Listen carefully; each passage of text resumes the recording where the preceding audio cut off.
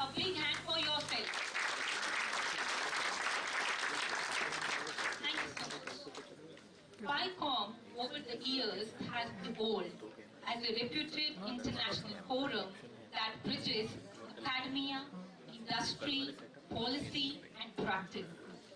PICOM 26 continues the same legacy by bridging together thought leaders from diverse dimensions to explore and encourage Chintan, Manthan, Manan and Satat Vikas. So ladies and gentlemen, fasten your seatbelts as we come on board the flight of PICOM 26. So let us take it off with a big round of applause. Thank you. भारतीय संस्कृति में अतिथि देवो भव केवल एक परंपरा नहीं बल्कि एक संस्कार है. So, with the same spirit of warmth and respect, we now extend a floral welcome to our honored guests. First of all, I request Dr. Amitabh Joshi to welcome Lieutenant General Full. Please welcome our guests to the huge round of applause. I now request Dr. Prateek Sharma to welcome Ms. Sophie Archinez, our special guest from Embassy of France.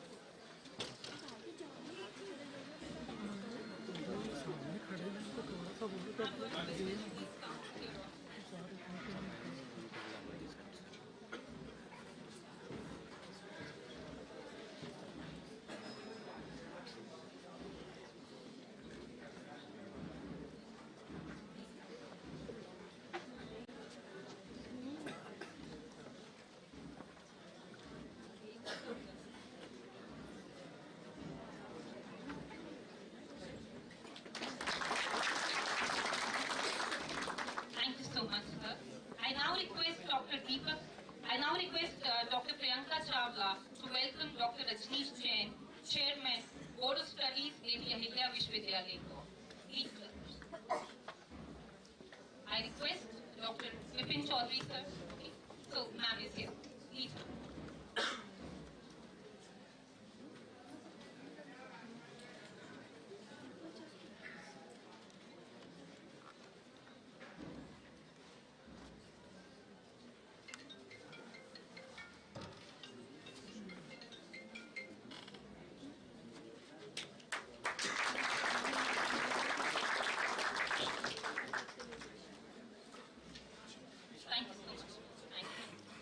I now request Dr. Nitin Kandle sir to welcome Dr. Dharin Kumar Pandey, Assistant Professor from IM Tamil. I now invite Dr. Deepa Srivastava to welcome Dr. Kovik Roy, Dean School of Law, Adamas University, Kolkata. Thank you. I now invite Dr. Anupul M. Haik to extend welcome to Professor Dr. Manoj Kumar Sinha. Sir, please. I'm happy to share that Sir is Vice Chancellor, Dharma Shastra National Law University, Dublin.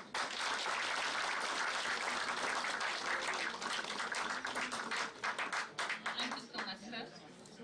May I invite Dr. Rupal Chaudhary to welcome Mr. Himanshu Jain, Director, Prestige Education Foundation.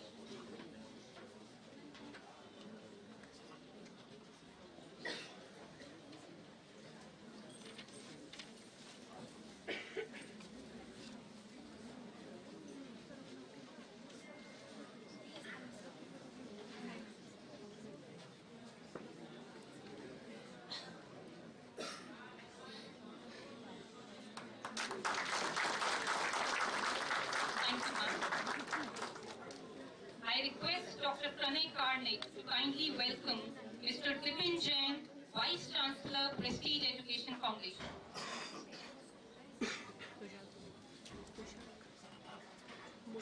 I request Dr. Nishant Joshi to kindly do the honor.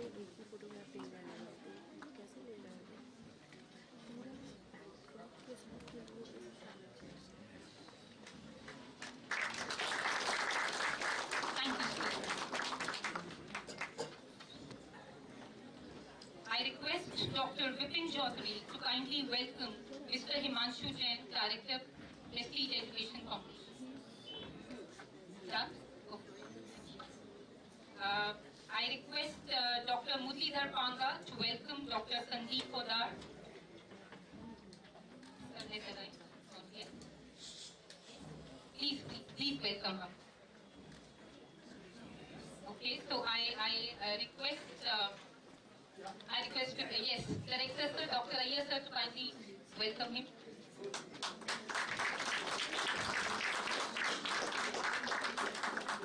Thank you so much.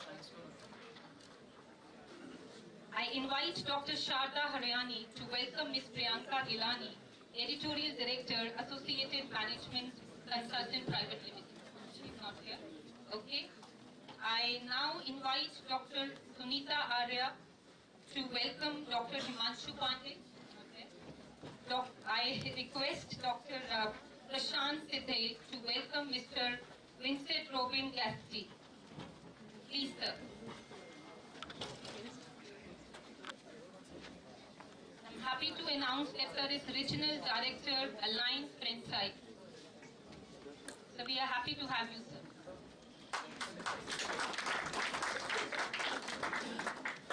Thank you. I now request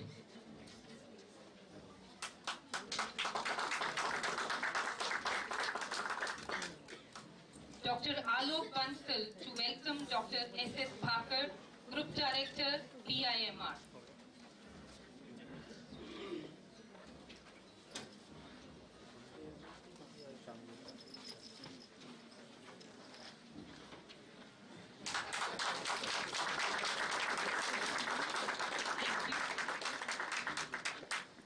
I invite Dr. Ajit Upadhyay to welcome Dr. S. Raman Iyer, Director, PMR UG Campus. Please, sir.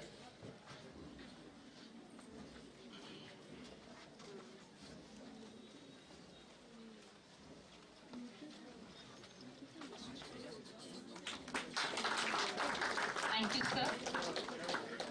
I invite Ms. Sayali Bandi to kindly come forward and welcome Dr. Nishant Joshi, Director, PIMR Department of Law.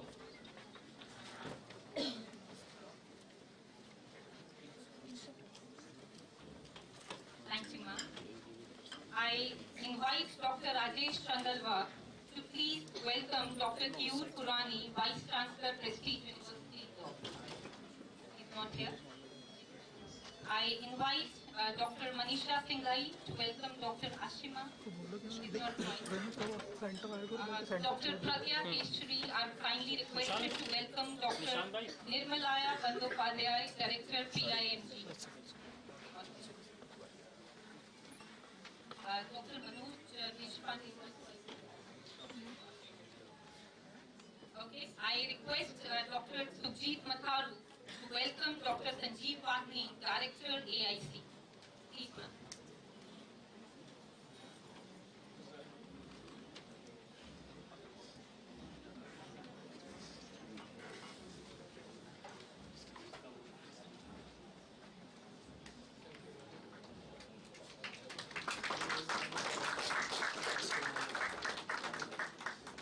Thank you, ma'am. Centre छोड़ दो पूरा centre ही cover करके रखा है यहाँ पर थोड़ा side से I request Dr. Pratima Jain to kindly welcome Dr. Deepak Jarolia, Director, I2AC. Please, ma'am. Please सीधा रखिए Thank you, ma'am. I invite Dr. Satnam Kumar Kaur Ubeja to kindly welcome Dr. Rajiv Raghuvanshi, Director, Admissions. Please, ma'am.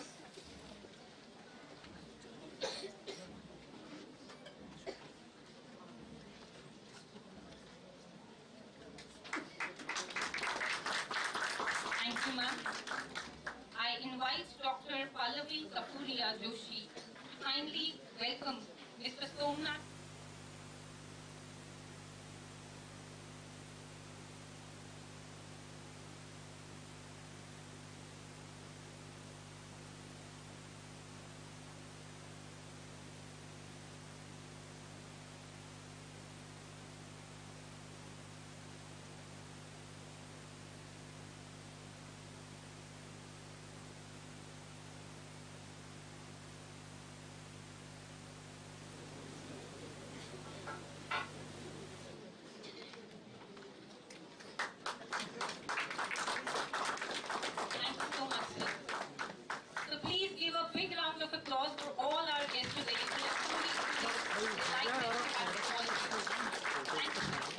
आपको शिक्षा Ladies and gentlemen, our ancient wisdom reminds us, Astu ma sadgamaya, tamso ma jyotirgamaya. असत्य से सत्य की ओर और अंधकार से प्रकाश की ओर. So with this, I would now invite all the dignitaries to kindly proceed for the lighting of ceremonial lamp and invoke the blessings of Master. Please, all the dignitaries on the dais, of the dais, are requested to kindly light the ceremonial lamp.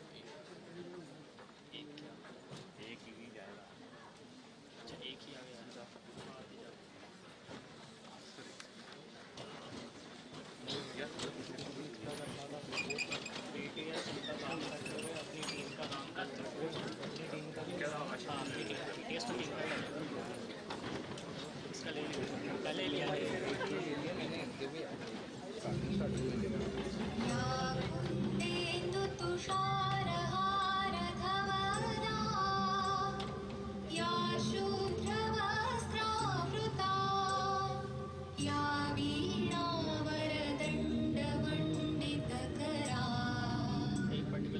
या श्वेतपद्मासना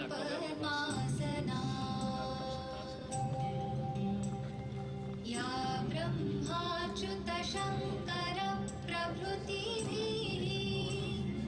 देवैः सदा वन्दिता सा मां पातु सरस्वती भगवती निःशेषजाड्यापहा.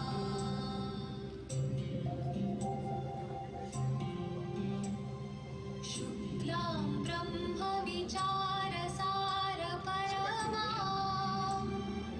आद्यां जगद्व्यापिनीं वीणापुस्तकधारिणीम् अभयदां जाड्यान्धकारापहा.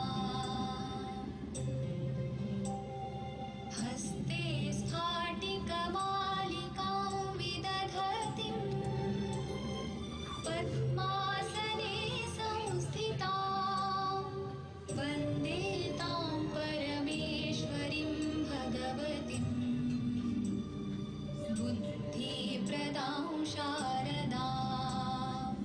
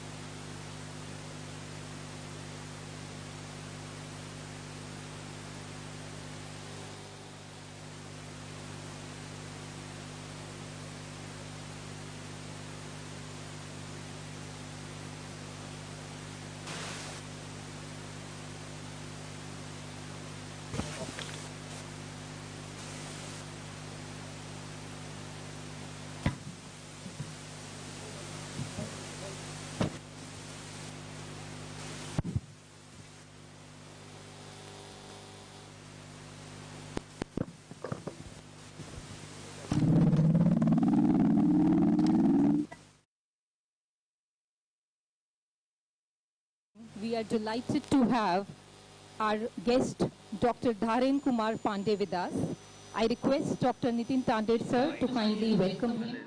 तो वही काम करा प्रेस के लिए कुछ चले रहे वाला कोना पकड़ लो थोड़ा सा टैप लेकिन राइट ऊपर आना I request the internal team to kindly bring वहाँ से ले लो जो एक्सटेंड करें the planter for the welcome.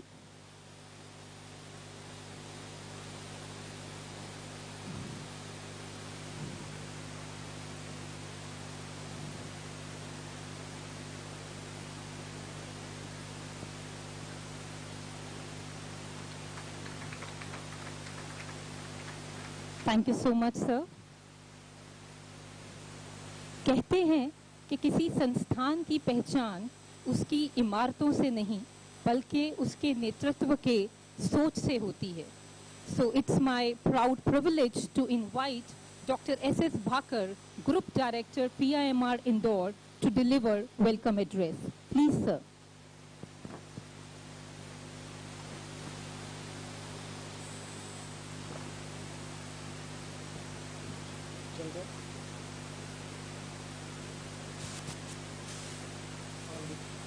Back.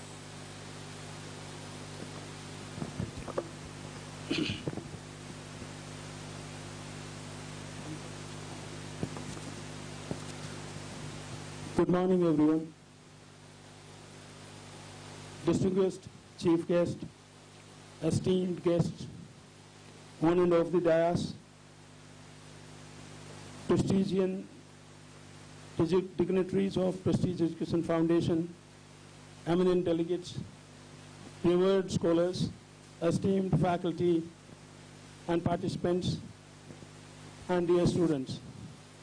It is with profound privilege and deepest reverence that I, as conference chair, extend a most cordial welcome to this exalted assembly at Prestige Institute of Management and Research, Indore, in the inaugural session of our prestigious 21st Annual International Conference on Resilient Leadership for Sustainable Growth.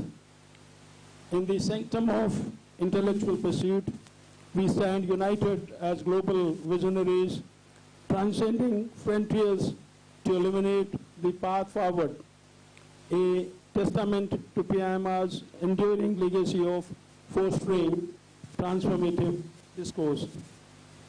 Amidst the chaotic political and technological environment of our age, geopolitical compulsions, ecological imperatives, and digital metamorphosis, the clarion call for resilient leadership resonates with unparalleled urgency.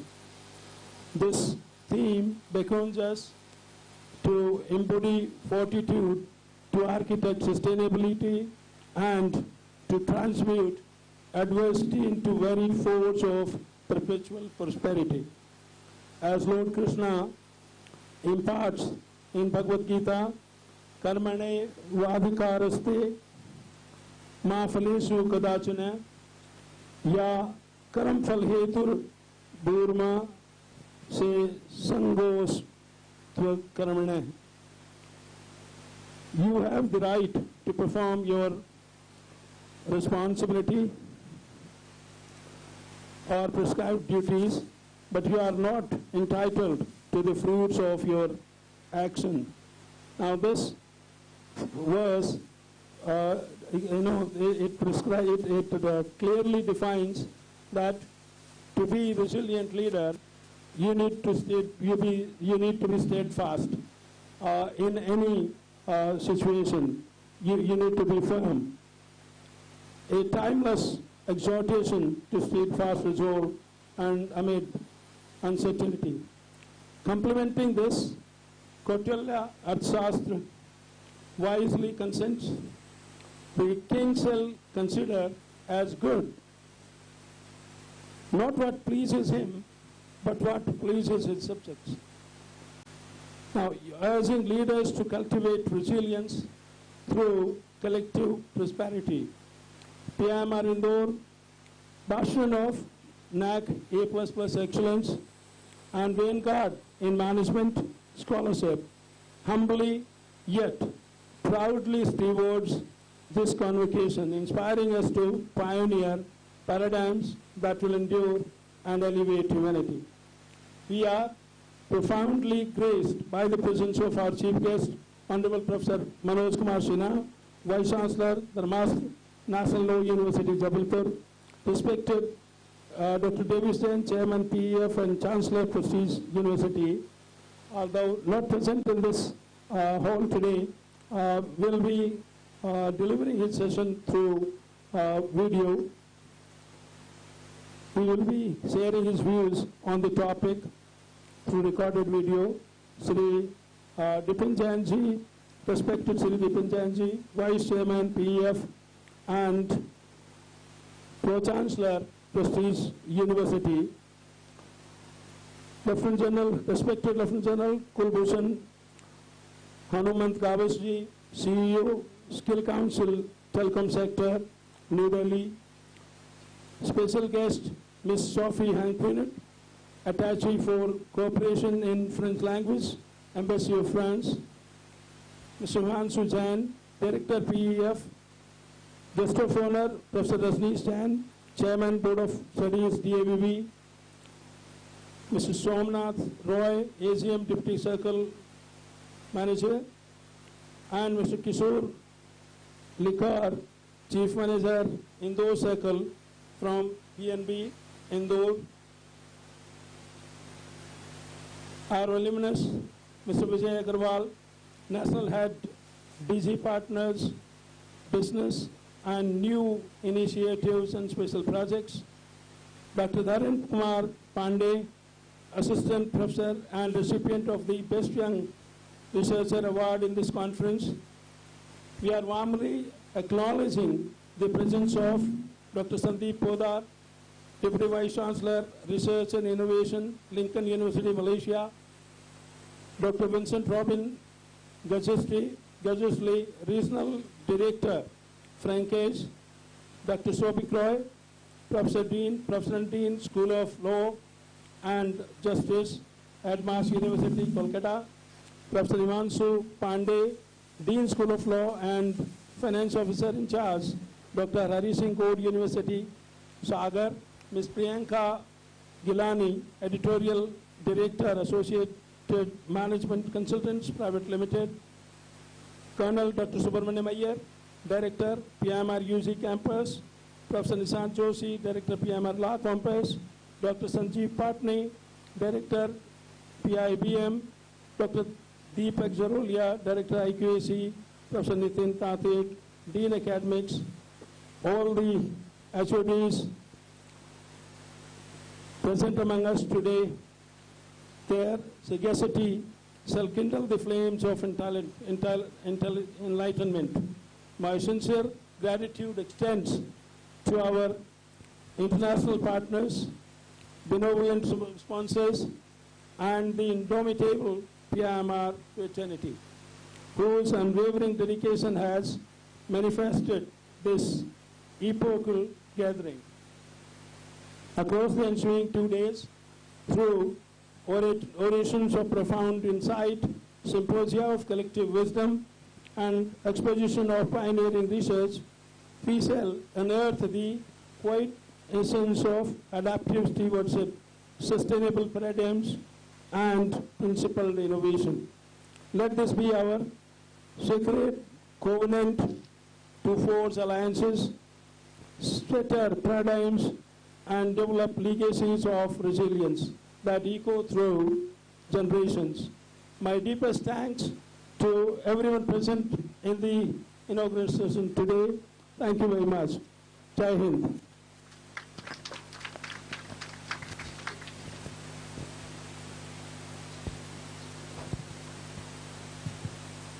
Thank you so much, sir, for your kind words.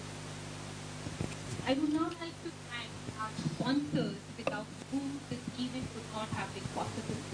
So first of all, we are extremely thankful to our partners, Punjab National Bank, technical session sponsors, Yes Bank, EduRentals, EduMiles, VRH Buildcon, publication partners, Associated Management Consultants Private Limited, Indian Journal of Law and Society, and Texon Global. Last but not the least, our media partners, International Conference Alert Global Strategy Fund. So I request all of you to kindly show our appreciation for the sponsors with a huge round of applause.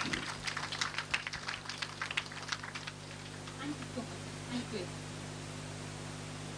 Ladies and gentlemen, a journey becomes meaningful only when it is guided by purpose, values, and vision. So, I now invite you to experience the remarkable journey, the achievements, the aspirations of PIMR through small corporate moves. Can I have the AV, please? I request all of you to kindly get glued to the screen. Educating someone is the noblest effort anyone can do in his lifetime. Prestige Education Foundation was founded with the same motive in the year 1994.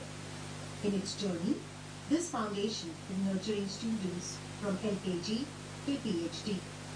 With the vision of developing students of society as front runners and to contribute towards national development, Prestige Education Foundation runs institutions offering courses in management, engineering, law, media studies, commerce, IT, name a few. With its glorious voyage of excellence in quality education, research and consultancy, the Prestige Education Foundation now stands at a new threshold with its upcoming Prestige University. The man behind this vision is Padma Shri Dr. N. Jain, an entrepreneur, industrialist and philanthropist. Carrying the vision of Dr. N. Jain to new heights, Dr. Devesh Jain, Chairman, Prestige Education Foundation and Chancellor, Prestige University, and Mr. Dipen Jain, Vice Chairman, Prestige Education Foundation and Pro-Chancellor, Prestige University, are spearheading this intellectual entity by following the footprints and vision of their father. Maintaining high standards as per the norms and directives of higher education and education bodies of state and central government, the institute was successful to get permanent affiliation from the prestigious Devi Ahilya Vishwavidyalaya Indore in the year 2000. It enjoys autonomous status thrice consecutively by UGC in 2006, 2012 and again in 2018. It is recognized by University Grants Commission under 2F and 12B. The institute is proud to have been accredited thrice with the highest grades by National Assessment and Accreditation Council UGC. Currently, Prestige Institute Management and Research Indore enjoys NAC A++ grade with a CGPA of 3.57, making it the only institute in Central India to do so. It is also an ISO 9001-2015 certified institute. PIMR provides suitable environment for academic research and currently has 49 PhD guides, 115 JRF and PhD awardees, and 91 research scholars at our PhD center, which came into action in the year 1994. The PhD center is a recognized research center of Devi Ahilya Vishwavidyalaya Indore. At present, close to 400 research scholars of our faculty members have made their place in different and esteemed international and national research journals like UGC, UGC CARE, Scopus and ABDC. In the year 2019, PIMR was enlisted under UGC Paramarsh scheme where it assists other institutions for NAC accreditation purposes. Good governance cell has been actively involved in conducting various activities related to public and health. Department of Higher Education and World Bank initiated governance benchmarking project with international standards in which PIMR Indore is identified as a top-notch institute and has been suggested to offer suggestions and recommendations to other institutions. The year of 2018 brought another milestone for us as the foundation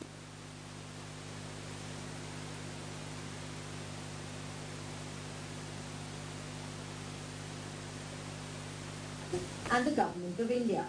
The concept of Prestige Atal Incubation Center is to give a shape with the notion of establishing startups in the agricultural sector of MP region and other promising sectors by budding entrepreneurs.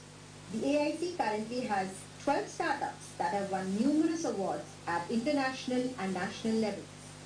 Beginning with 400 in 1994, the student strength now stands at over 5,000 and continues to rise in postgraduate courses, MBA full-time, MBA Financial Administration, MBA Marketing Management, MBA International Business, MBA Personnel Administration, MBA Advertising and Public Relations, Master of Mass Communication. The institute also offers BWOC, Bachelor of Vocational Studies, in Banking and Financial Services and E-Commerce and Digital Marketing. In undergraduate courses, BBA, BBA Foreign Trade, BCA, BCom Honours, BA JMC, and in law courses, BA LLB Honours, BCom LLB Honours, BBA LLB Honours, LLB Honours, LLM. The institute also offers a range of certification programs. Complacency leads to stagnancy.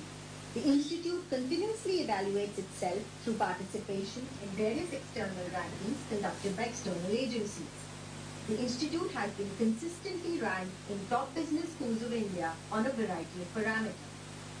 The institute supports and promotes a range of developmental programs for faculty members and has successfully conducted many faculty development programs, research methodology workshops, curriculum development workshops, case study workshops, and international conferences ever since its inception.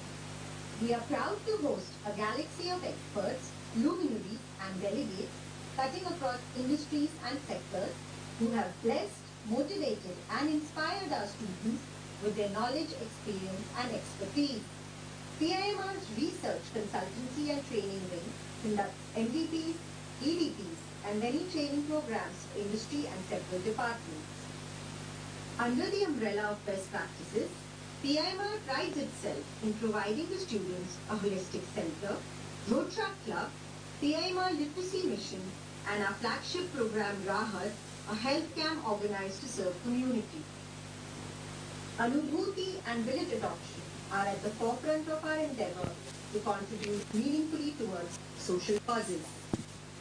A sound infrastructure is one of the most crucial elements for creating a sound environment within an institution. Keeping this in mind, the institute has been maintaining its advanced infrastructure such as e-library, dedicated English language lab, computer-based simulation lab, and a well-equipped media studio that caters to all the requirements of film and television production. All these have led to the creation of award-winning productions. Department's community radio and Prestige International Film Festival help media students to get contemporary exposure. Apart from classroom teaching, the institute provides an array of activities and engagement initiatives for students. E-Shakti, a student-driven event, was a joint initiative of Madhya Pradesh Agency of Promotion of Information Technology, Bharti Airtel Limited Airtel, and Prestige Institute of Management and Research, which empowered 1,20,000 women of Madhya Pradesh by making them computer literate. Regular series of institute-industry interactions, student-driven clubs, Central India's biggest youth festival Manthan, are all platforms for students in the direction of experiential and hands-on learning. With our students, we have successfully achieved Guinness World Record of largest backward walk and many other records. We are proud about the supportive and meaningful MOUs with foreign universities and institutions such as University of Illinois Chicago, UIC, University of California, UC Davis, Brandeis University, Boston, and Essex School of Management, Paris and Lille. We also maintain a list of strong linkages and professional MOUs with industry. The Institute offers global exposure to students through its international linkages in the forms of international internships, industrial visits, foreign certification programs, and short training courses. An institute is known by its students and their success stories. Placements at PIMR have been outstanding, attracting recruiters from diverse sectors. Alumni are the real brand ambassadors, and our institute feels immensely proud of PIMR alumni who are creating milestones in their respective fields. Having made their footprints domestically and globally, our alumni are associated with top leads across industries. The next milestone in this enriching and engaging journey for PIMR is to be a degree awarding institute.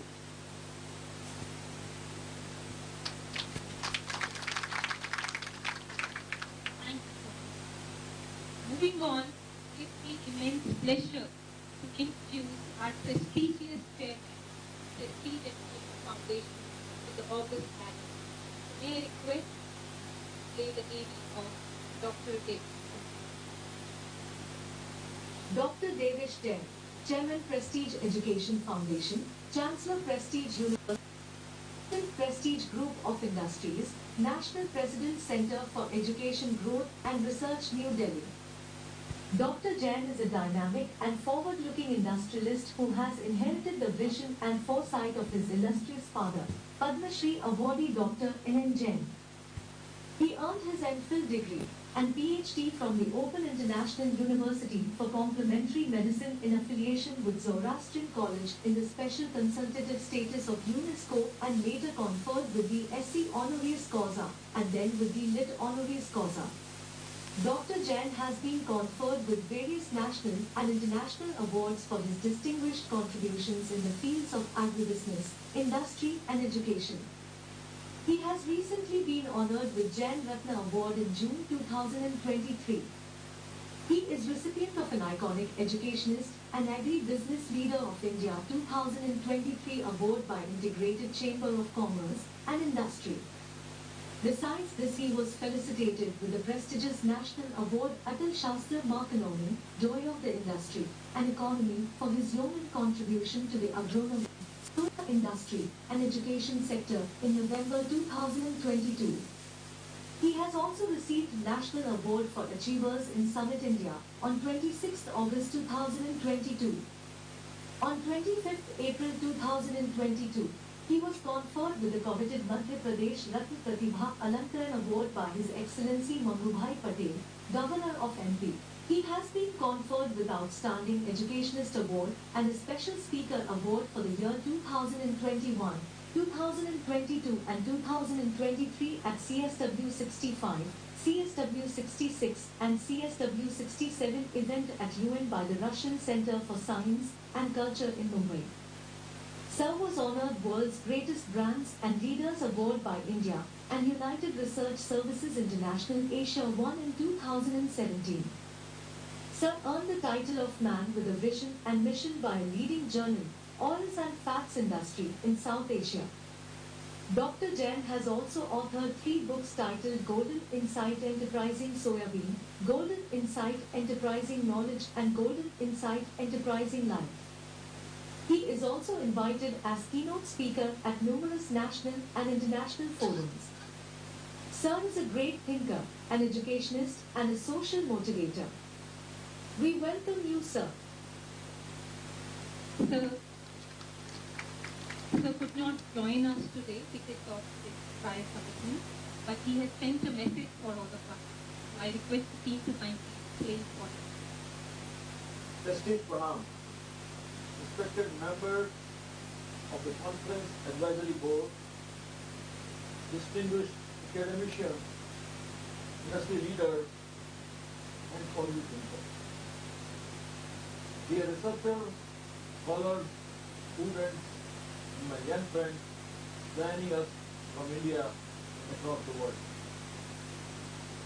Welcome to the 21st International Conference PIMR 2026 organized by Prestige Institute of Management and Research, PIMR, Indore. Our focus is on the vital theme, resilient leadership for sustainable growth. I congratulate PIMR for sustaining this international academic platform for over 20 years. In today's fast-changing world, continuity itself is a mark of the leader. Friends, we are living in extraordinary times. Economic volatility, climate change, technological disruption, and global health challenges have reshaped the way organizations, nations, and institutions operate. In such a world, leadership is no longer about authority or hierarchy. It is about influence. It is about calmness in the chaos and clarity in confusion.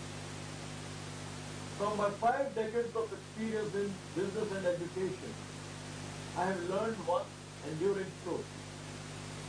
Crises do not destroy institutions. Complacency does. Resilient leadership means proactively preparing people and systems for future challenges. This is the essence of sustainable growth. Resilient leadership is the ability to absorb shocks, adapt, with wisdom and move forward with purpose. It rests on three pillars: vision, to see beyond the immediate; adaptability, to change without losing direction; values, to remain grounded during pressure. As an Indian, a thought beautifully reminded us, Sthir Buddhi, steadfast wisdom, is the true mark of leadership. Leadership today is not about having all the answers. It is about asking the right questions at the right time. Let me share an example. During the global financial crisis, several organizations collapsed under pressure. However, companies like IBM chose a different path. Instead of panic-driven cost-cutting alone, IBM invested in reskilling its workforce, innovation and long-term strategy. This resilience transformed challenges into renewed growth. Closer to home, India offers powerful lessons in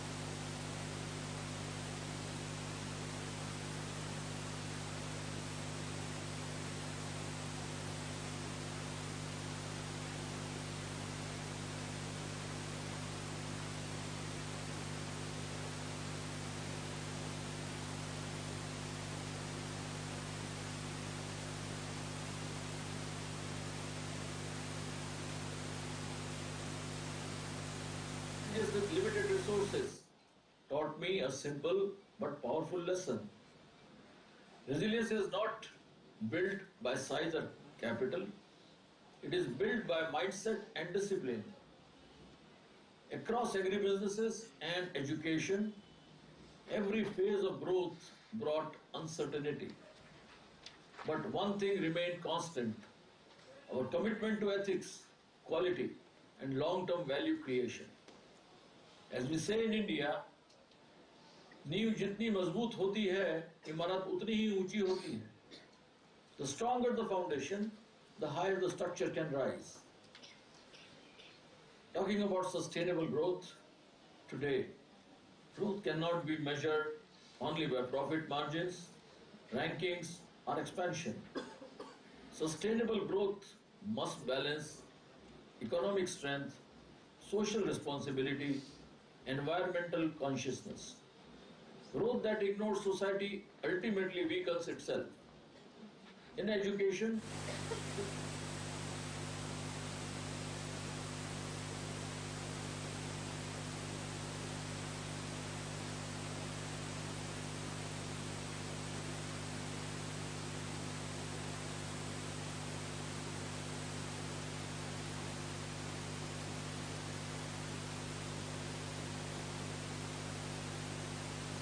leadership model, when Jacinda Ardern emphasized well-being alongside economic growth, it sent a powerful global message that leadership must care for people, not just numbers. This approach strengthens trust, social cohesion, and long-term stability. The message for all leaders is clear. Sustainability begins with empathy. Leadership is in the age of technology and artificial intelligence. Friends, AI is the transforming the way we live, learn, and lead. Let me say with this clearly, AI will not replace leaders. But leaders who fail to understand AI will struggle to remain relevant. The future belongs to those who can blend digital intelligence with human wisdom. Creativity, ethics, emotional intelligence, and critical thinking will define leadership in the years ahead. Technology gives speed, but leadership gives direction. Conferences like PICOM are not ceremonial events. They are platforms where ideas meet responsibility. Research must go beyond publications. It must solve problems, influence policy, and improve lives. I urge our scholars to pursue research that is relevant, interdisciplinary, meaningful, and impactful. As Indian philosophy teaches us, Vidya Danam Sarvadanam Pradhanam. The sharing of knowledge is the highest form of service. Resilient leadership in education today must be flexible in approach, inclusive in outlook, student-centric in execution. Teachers are not content providers. They are torch bearers of the transformation. Institutions that encourage innovation, collaboration, and lifelong learning will remain future ready. At Prestige, our endeavor has always been to be good in values and global in vision. Here is my message to young leaders and students. Do not fear failure, fear stagnation. Build character before career. Choose purpose over position. Resilient leaders can rise not because circumstances are favorable, but because their principles are firm. Your values will take you further than your qualification alone. Sustainability cannot be achieved in silos. Global challenges require collective wisdom and collaborative leadership. Platforms like PICOM bring together diverse minds, and that is where meaningful solutions are born. The future will not belong to the strongest organizations, but to the most resilient ones.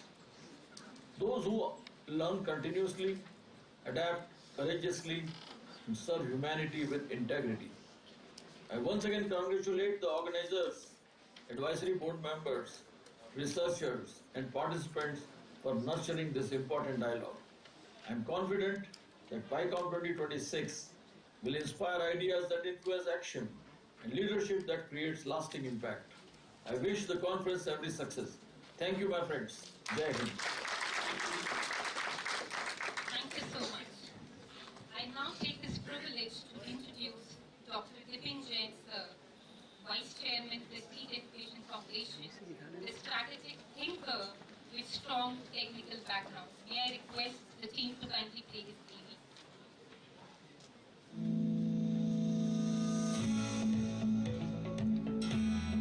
Mr. Dipin Jain, Chairman of the Association of Industries, Devas, Chairman, governing body of PIMR Devas, and Pro-Chancellor of Prestige University, Vice Chairman of Prestige Education Foundation, Joint President of the Prestige Group of Industries, a passionate technocrat and business strategist, Mr. Dipin Jain brings deep knowledge of industrial processes and a relentless pursuit of operational excellence. Under his leadership, the Prestige Group has reached new heights in innovation and efficiency. Sir holds directorial roles across several key companies including Prestige Foods Limited, Prestige Starch Cake Private Limited, and the AIC Prestige Inspire Foundation, a hub nurturing startups and innovation. In the realm of education, he has been a driving force behind some of Central India's premier institutions, PIMR Indore, Devas, Gwalior, Bhopal, and the ambitious Prestige University, redefining higher education for the next generation. Sir also serves as a panel member for agriculture and food processing with the Confederation of Indian Industry and is an active board member of the All India SS Jain Conference. Mr. Deepan Jain's commitment to social responsibility is equally remarkable. As a trustee of the Indore Cancer Foundation, Sahayata, and the Higher Education Library Project, he has championed access to healthcare, education, and support for the underprivileged. Son of Padma Shri Dr. N.N. Jain, visionary founder of the Prestige Group, Mr. Deepan Jain has carried forward this rich legacy with honor, innovation, and compassion. We welcome you, sir. Thank you, Deepak.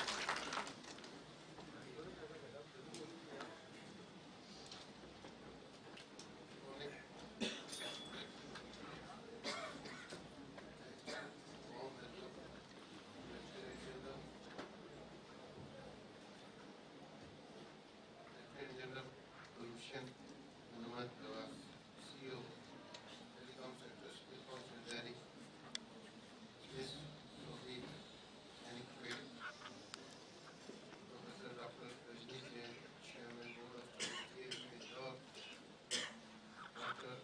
Naren Kumar Pandey, Assistant Professor I.M. Samapur, Professor Dr. Manoj Kumar Sinha, Vice Chancellor, Dhamshastra, National Law Institute, Jabalpur, all other distinguished dignitaries present on and off the dais. We are honored to acknowledge Punjab National Bank as our esteemed sponsor.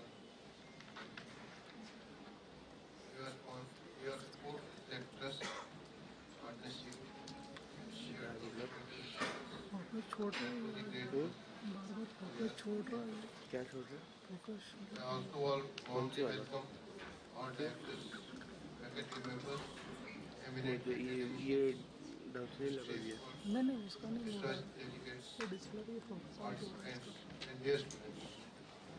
Auto focus of है It is indeed both an honor and privilege to welcome you to this international conference, Resilient Leadership and Sustainable Growth. We are delighted to host such a diverse, vibrant, and intellectual stimulating gathering of leaders, scholars, practitioners, students, representing a wide range of institutions, disciplines,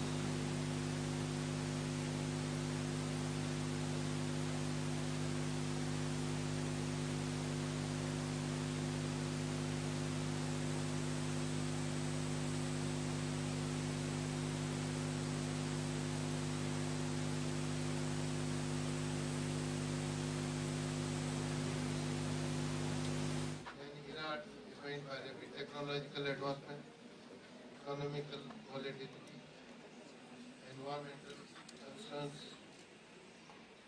and profound social transformation. Traditional models of leadership are being put to the test. This dynamic and often unpredictable forces have reshaped the way organization, institutions, and society functions.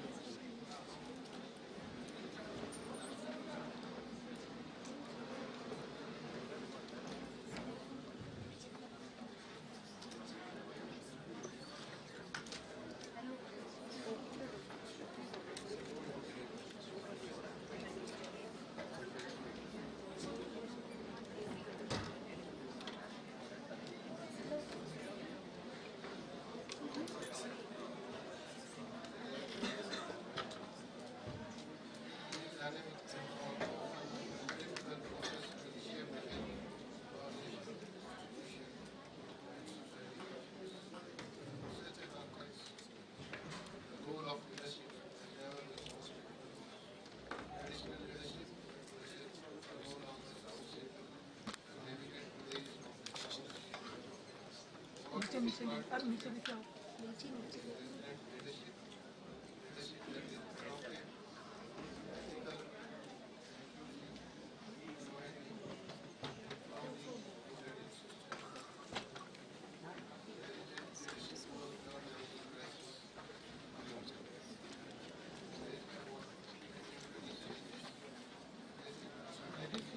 भाई नीचे देख के चलो नीचे देख के चलो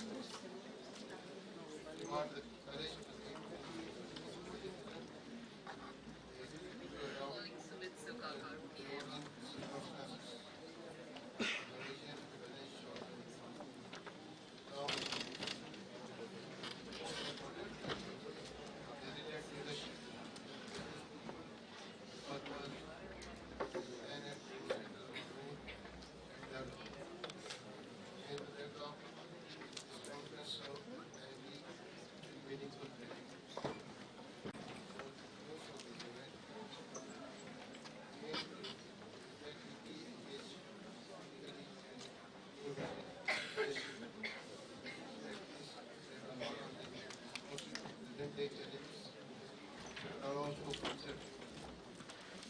Conference explore how the leadership can vary growth across organizations, industries, and societies. Throughout the conference, we will engage in insight, keynote addresses, technical sessions, paper presentations, and panel discussions designed to bridge the gap between sessions provide opportunities to exchange ideas, share experience, challenge assumptions, and learn from diverse viewpoints. We are confident this discussion and deliberation will start collaborative thinking, foster research, excellence, and encourage innovative solutions that contribute to sustain the organization and societal development. This conference is also an opportunity for young researchers and students to interact with experienced scholars and industry experts. Such interactions are invaluable in shaping perspectives, nurturing curiosity, and motivate the next generation of leadership. We hope this platform empowers all participants to think boldly, act responsibly, lead with resilience. At this moment, I would like to express our deep gratitude to our distinguished speakers, session chairs, for generously sharing their expertise, insight, and experiences. Contribution are certain to the success of this conference. We also extend our sincere appreciation to organizing committee, reviewers, sponsors, and volunteers whose dedication, hard work, and meticulous planning made this event possible. Their collective efforts behind the scene truly deserve recognition and applause. I would also like to acknowledge the representatives of participating, of our delegates and representatives. Your willingness to engage, question, and contribute meaningful add immense value to the conference. We encourage you to make most of this opportunity, participate actively in discussion, network with fellow participants, and explore possibilities for future collaborations. On behalf of the Institute of Management and Research,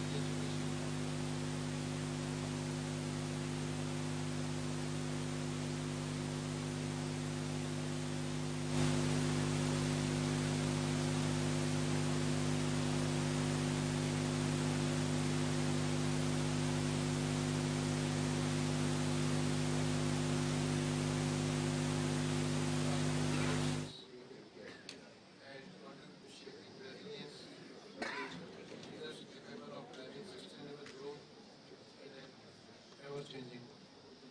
Thank you for presence and participation. I wish you a highly productive, engaging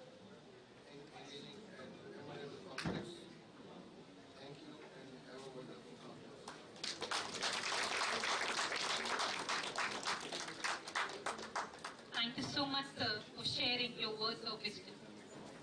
All the prestigians sitting here, can I have a smile on your face and little more energy, please? Please, keep the guests also delighted of क्या कहते हैं कि prestige का माहौल कैसा होना चाहिए. So we should show some energy. So one more time, a big, huge round of applause for all the guests being here. Thank you. I am pleased to announce that we have another guest with us today, Mr. Vijay Agrawal. He is National Head, Digi Partners Business and Head New Initiatives and Special Projects, Motilal Oswal Financial Services Limited, Mumbai. May I now invite Dr. Vipin Chaudhary to kindly extend welcome to Mr. Vijay Agrawal. Please, sir. I request the internal team to kindly do the honors. You are requested to kindly bring the planter.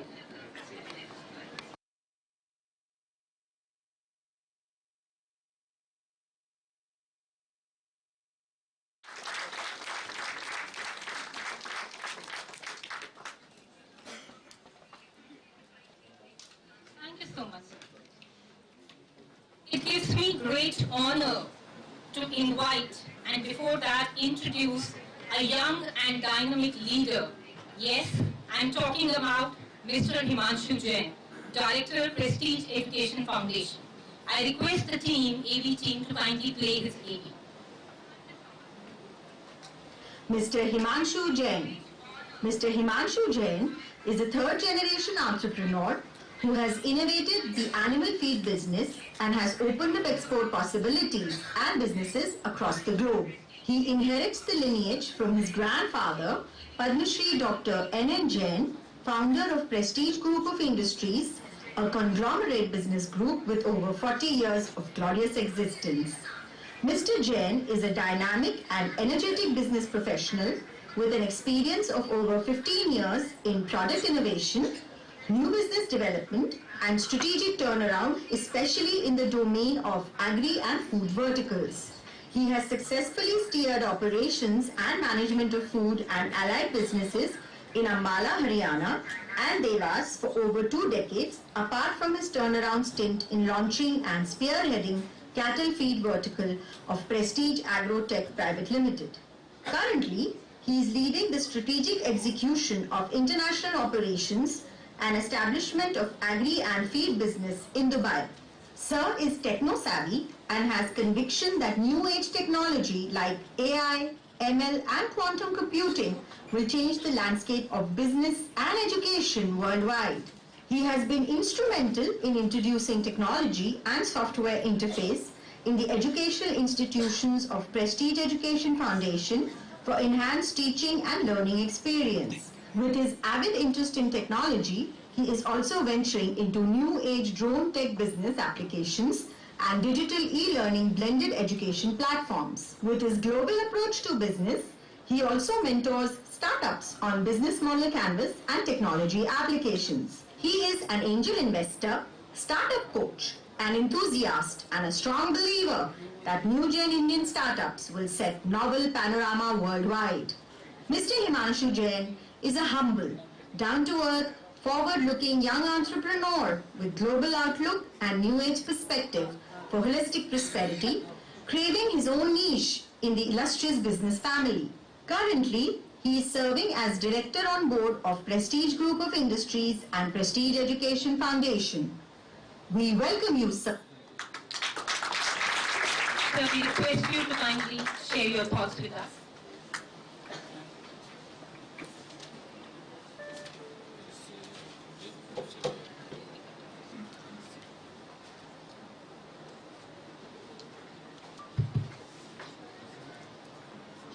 Good morning, everyone. It gives me an immense pleasure to welcome you all on this international conference on resilient leadership for sustainable growth.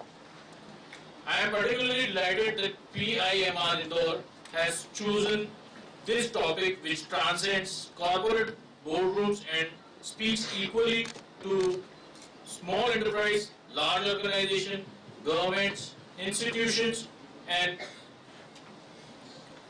communities at large.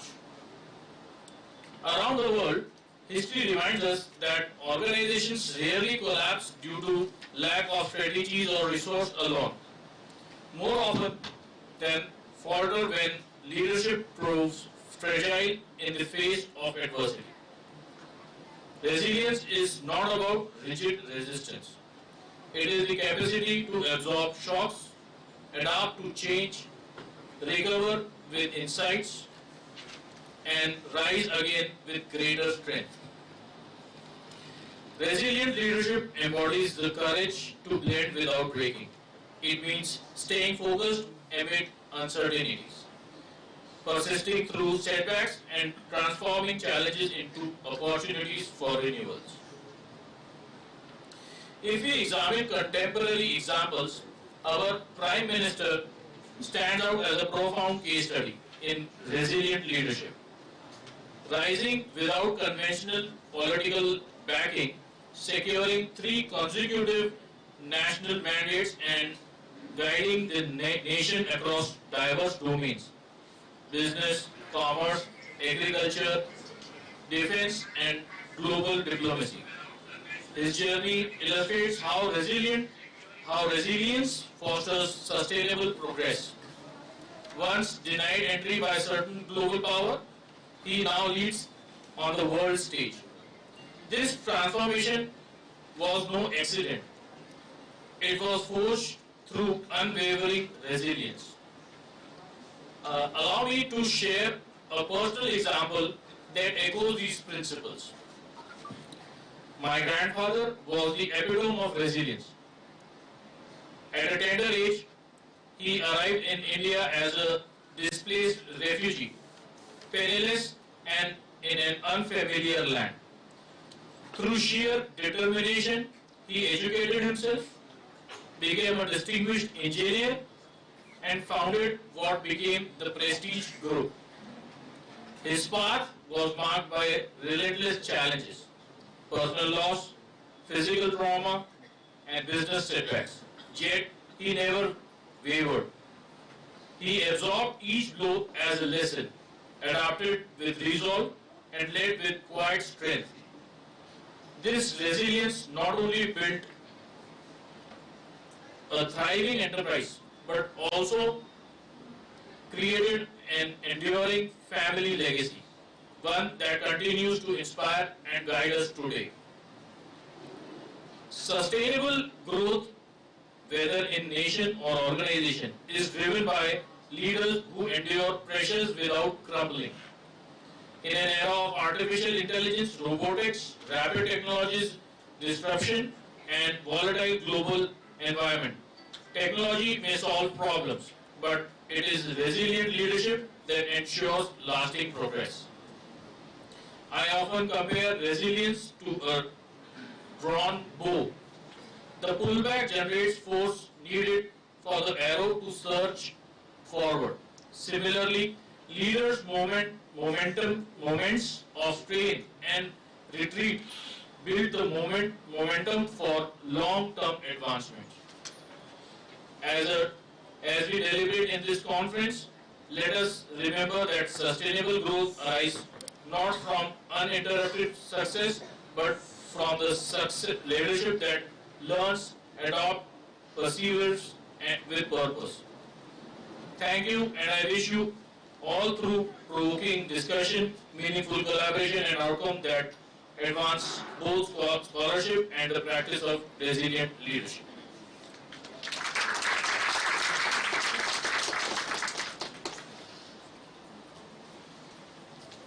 Thank you so much, sir, for sharing great insights with all of us. Thank you once again.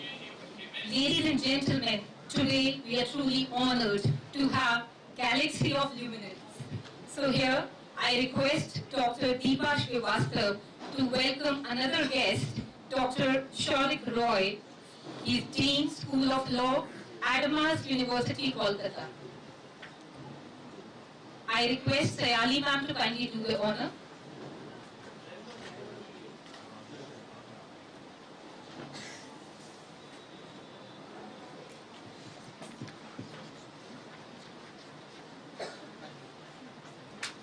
We welcome you, sir.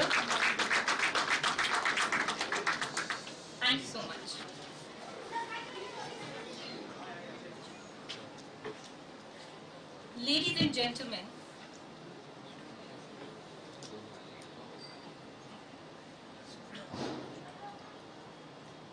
let's witness one of the most exciting moments of this conference, the signing of MOUs, where vision meets action and partnerships turn into real opportunities, both for the students and the faculty. PIMR Indore is taking giant strides towards global collaboration, and we get to witness it live today. Our partnership spans across continents, connecting PIMR with Lincoln University College, Malaysia, to strengthen research, innovation, and academic excellence. To formalize this partnership, I invite Dr. S.S. Bhagar, Group Director, PIMR, and Dr. Sandeep Podar, Deputy Vice Chancellor, Research and Innovation, Lincoln University College, to officially sign the MOU. Sir, please. Can we have, yeah, they are here, sir.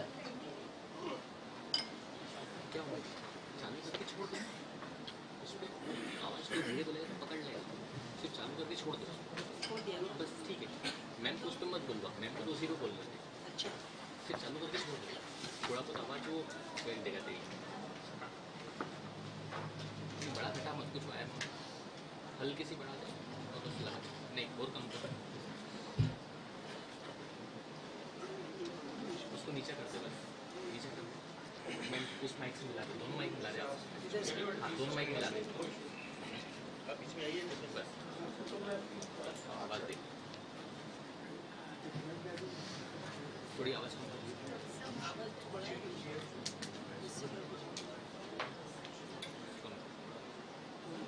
Main mic से तो नहीं करेगा? नहीं, मैं अलग से बोल लगा।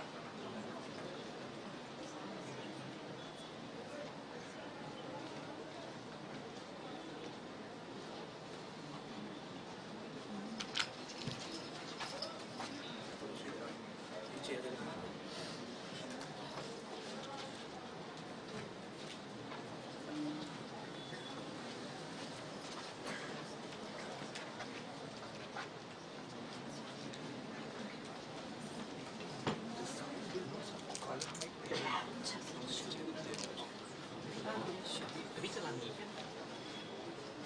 वो बोलेंगे कि अभी चला दो। अच्छा, मेरी बात, एक MOU की लिंक है वो भी चला दो, एक वीडियो है तो भी चलने दो, वीडियो हाँ अनुकूल चला दो, या अनाउंस करेंगे ये चला देते।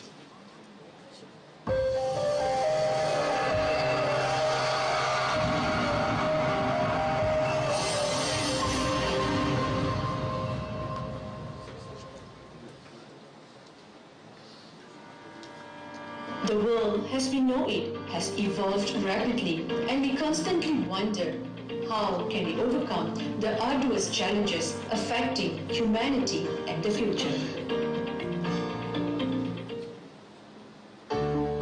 In LUC, these questions become the catalyst that push us forward.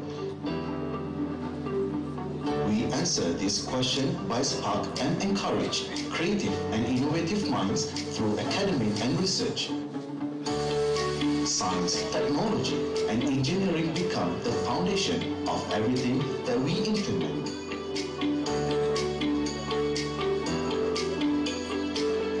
Here at Lincoln University College, we are shaping futures, building dreams, and transforming lives.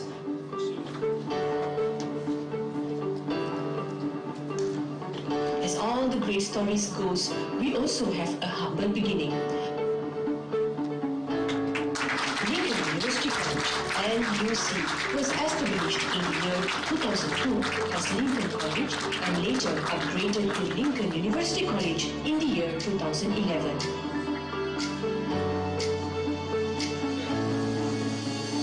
We are so proud of our progresses and constantly upgrading ourselves to become a better higher learning institution.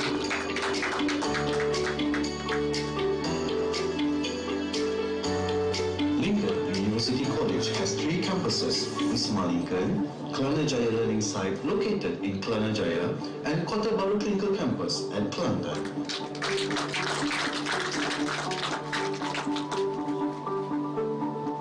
Our main campuses are located in the busy metropolitan city of Petaling Jaya.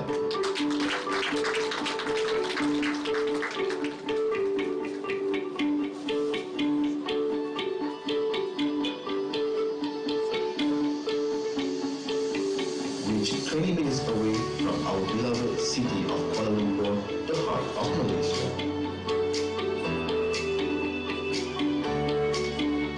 University College is one of the premier private institutions of higher education approved by the Ministry of Higher Education and Malaysian Qualifications Agency.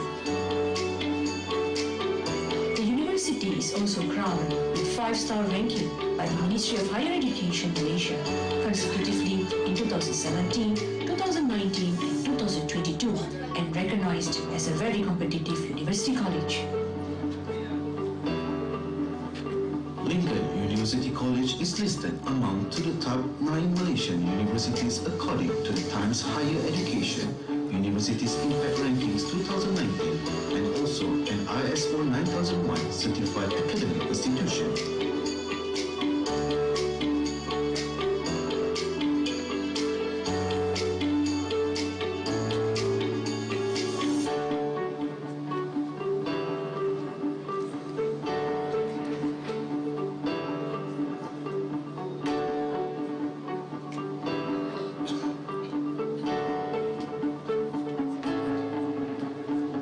Also the associate member of the Association of Indian Universities, Association of Commonwealth Universities London, and a member of International Association of Universities Paris. Here at Lincoln University College, we are committed to fostering excellence, innovation, and global citizenship. Our students are encouraged to question beyond the norm and learning goes beyond the campus walls.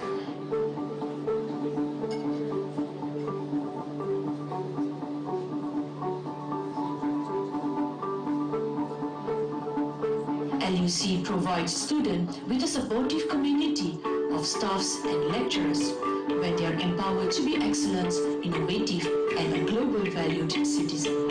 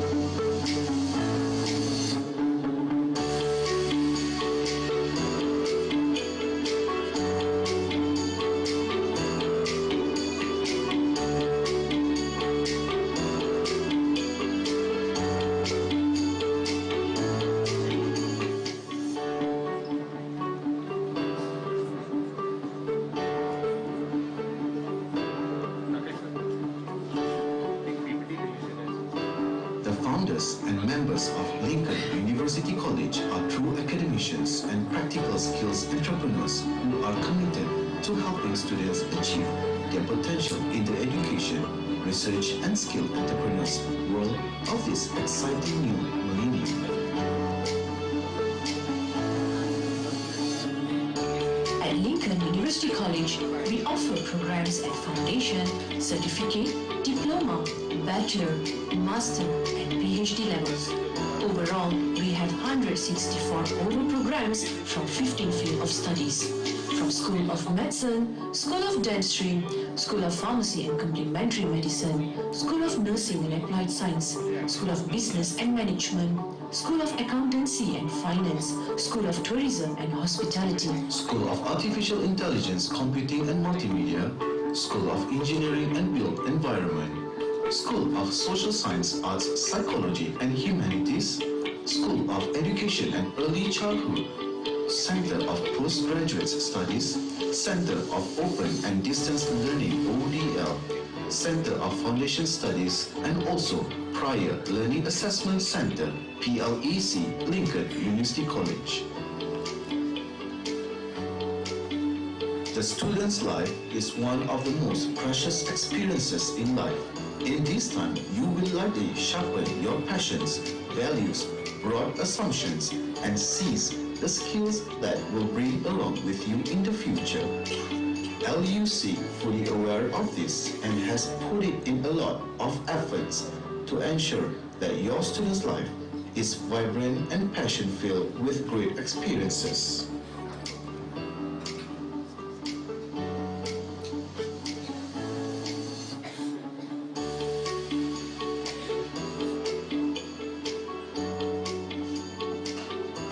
University College, we initiate a platform for lifelong learning through continuous academic development to the global community.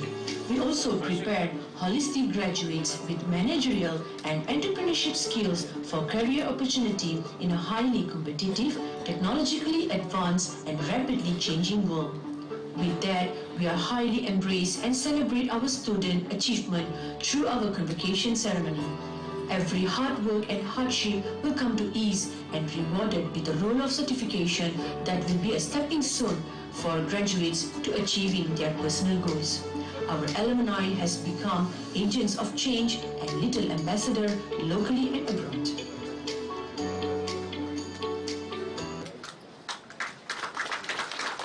Many congratulations to everyone. Lincoln University College as well as PIMR. Please give a big hand to both of them once again. Thank you so much. Next, we are delighted to partner with Alliance Franchise, promoting cultural exchange and global learning. So may I now invite Dr. Vincent Robin Gazzetti, Regional Director, Alliance Franchise, and Dr. S.S. Bhaker to officially sign the MOU.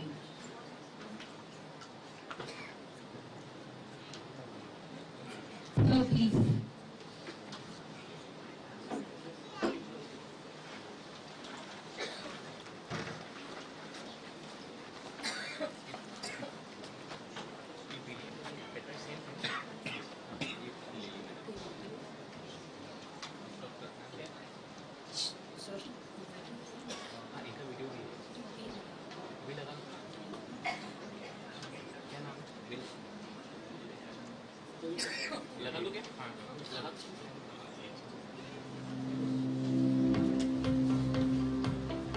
Dr. Vincent Robin Gazzetti has built an international career at the crossroads of language, culture and cooperation.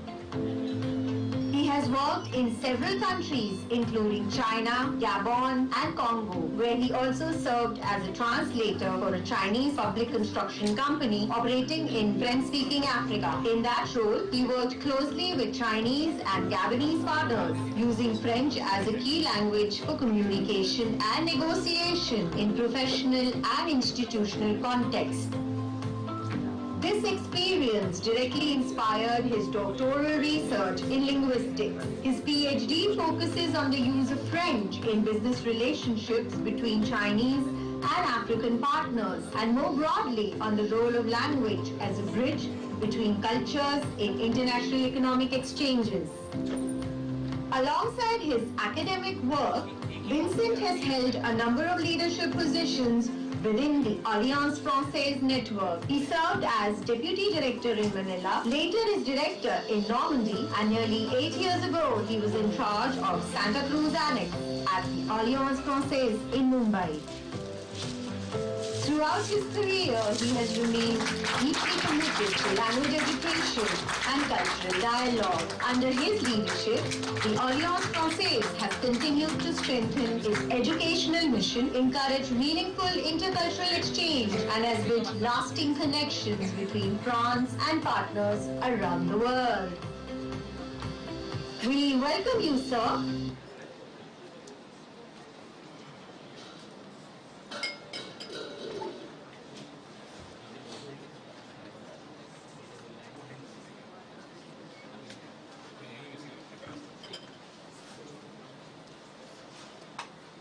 Let's celebrate it with a huge round of applause.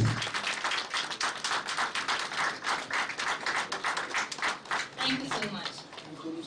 Dr. Vincent, I think we would love to hear you for 2 minutes, please.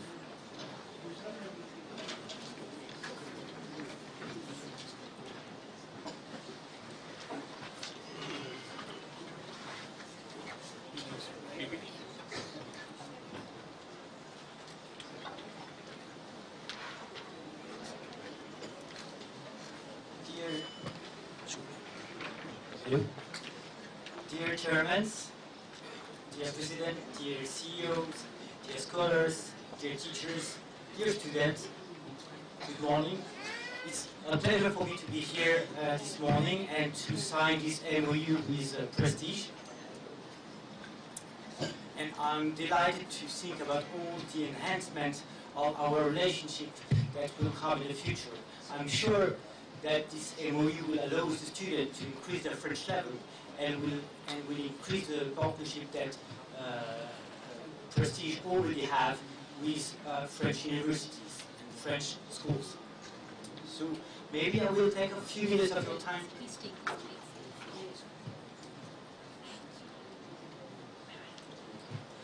I'll take a few minutes of your time to introduce my institution. So Alliance Française. Alliance Française is the biggest NGO, cultural and linguistic NGO in the world. Our 3 main missions are to teach French language in the world. Second mission is to promote French culture and French-speaking cultures, which is important because Alliance Française is not just promoting French cultures, but also other French-speaking countries' cultures like Canada, Switzerland. We also work. Is it okay? Yeah. We also work a lot with African countries. So we are promoting the French-speaking world and not just French. And that's important. Third objective, we are encouraging the dialogue between cultures. If you come in our centers, you will see Indian works, Indian artist works, you will see French artist works, but you will also see collaboration. So that's the dialogue. That's what we want to promote, the dialogue between the cultures. So, as I said, we are the largest cultural NGO in the world. We have more than 830 centers in more than 133 countries. We have more than 5 lakh of students per year, and we have, thank you, and we have 40,000 teachers in the world, and we promote like 25,000 cultural events each year. So we are a unique French language and diplomacy network supported by the French Embassy. But we are not exactly part of the French Embassy since every alliance is an independent structure. We can go for the next slide. Yes. Thank you. And all these structures work with countries network, and India is one of the biggest in the world. The first one being Madagascar, second being US, the third France, and the fourth Italy. So India is one of the biggest Alliance Française network in the world with 15 different Alliance Françaises and 25,000 students per year. So we are a huge cultural network, and we have field screening, film festival, exhibitions, and a lot of different events across India with iconic events like Digital November, Bonjour India, and this year the specific specifically for 2026, is going to be the Indian-French Year of Innovation. So a lot of different partnerships with companies, with cultural bodies, with different institutions will happen this year.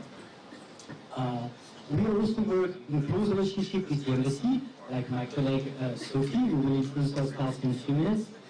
We work with Campus France, who promotes study abroad and study in France, and help the students to get different range of scholarships. We work with Business France for economic cooperation, and we work with a lot of different partners, like university, like Prestige, like cultural bodies, like art councils, and so on and so forth. And Alliance Française de Bhopal itself is a small institution in Madhya Pradesh. We have been founded in 1983. We have more than 1,000 students per year, and we held the official exams, official French exams, which are the DELF, TCF, and TEF, will soon be conducted inside Prestige premises. We also have a wide range of cultural events, concerts, exhibitions, field screening, and so on. And we have a multimedia library. So once again, I'm very happy to open this partnership this year. That's the perfect year. It's the Indo-French Year of Innovation, and I'm sure it's going to be full of new partnership, enhancement for the students, and and a lot of different innovation. Thank you.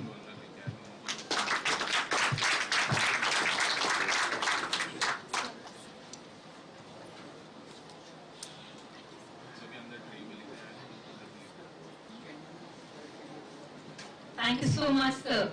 We are equally delighted to have you, sir, and as well as with this MOU also. Moving forward, कहते हैं सच्चा नेतृत्व अनुशासन, दृढ़ता और सेवा की भावना से जन्म लेता है. So इसी लाइन के साथ I am actually honored to introduce all of you with our keynote speaker. Yes, I am going to introduce Lieutenant General Kulbhushan Hanuman Gawarji to all of you. So can I request the team to please play the AV?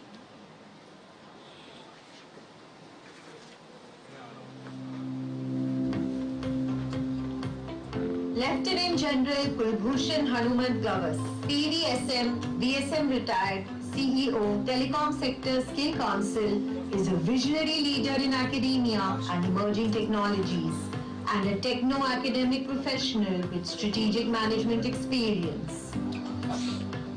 Currently pursuing PhD in training methodologies from Mysore University, Madhya Pradesh. He is MPhil in Defense and Strategic Studies from University of Madras and Osmania University. MSc in Defense and Strategic and Institutional Growth. Renowned for forging impactful collaborations with leading organizations, setting benchmarks in research and nurturing academic excellence. He has successfully spearheaded numerous pioneering initiatives in artificial intelligence, 5G, quantum computing, electronic warfare, and cybersecurity. Adept at managing large-scale training programs and directing academic institutions to achieve global prominence. Lieutenant General Kulbhushan Hanuman Gawas has been bestowed with numerous awards and distinctions. Param Vishish Seva Medal in 2024, Vishish Seva Medal in 2022, Vice Chief of Army Staff Commendation Card 2009, General Officer Commanding-in-Chief Commendation Card 2003. We welcome you, sir. We request you to kindly address us with your wealth of experience. Please, sir.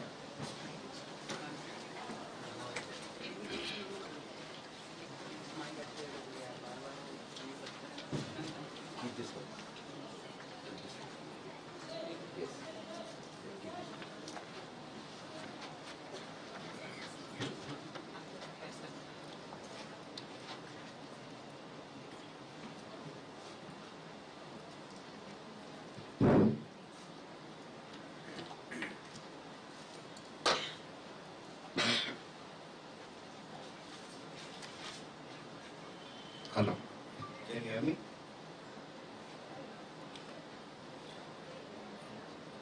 respected dignitaries of the dais.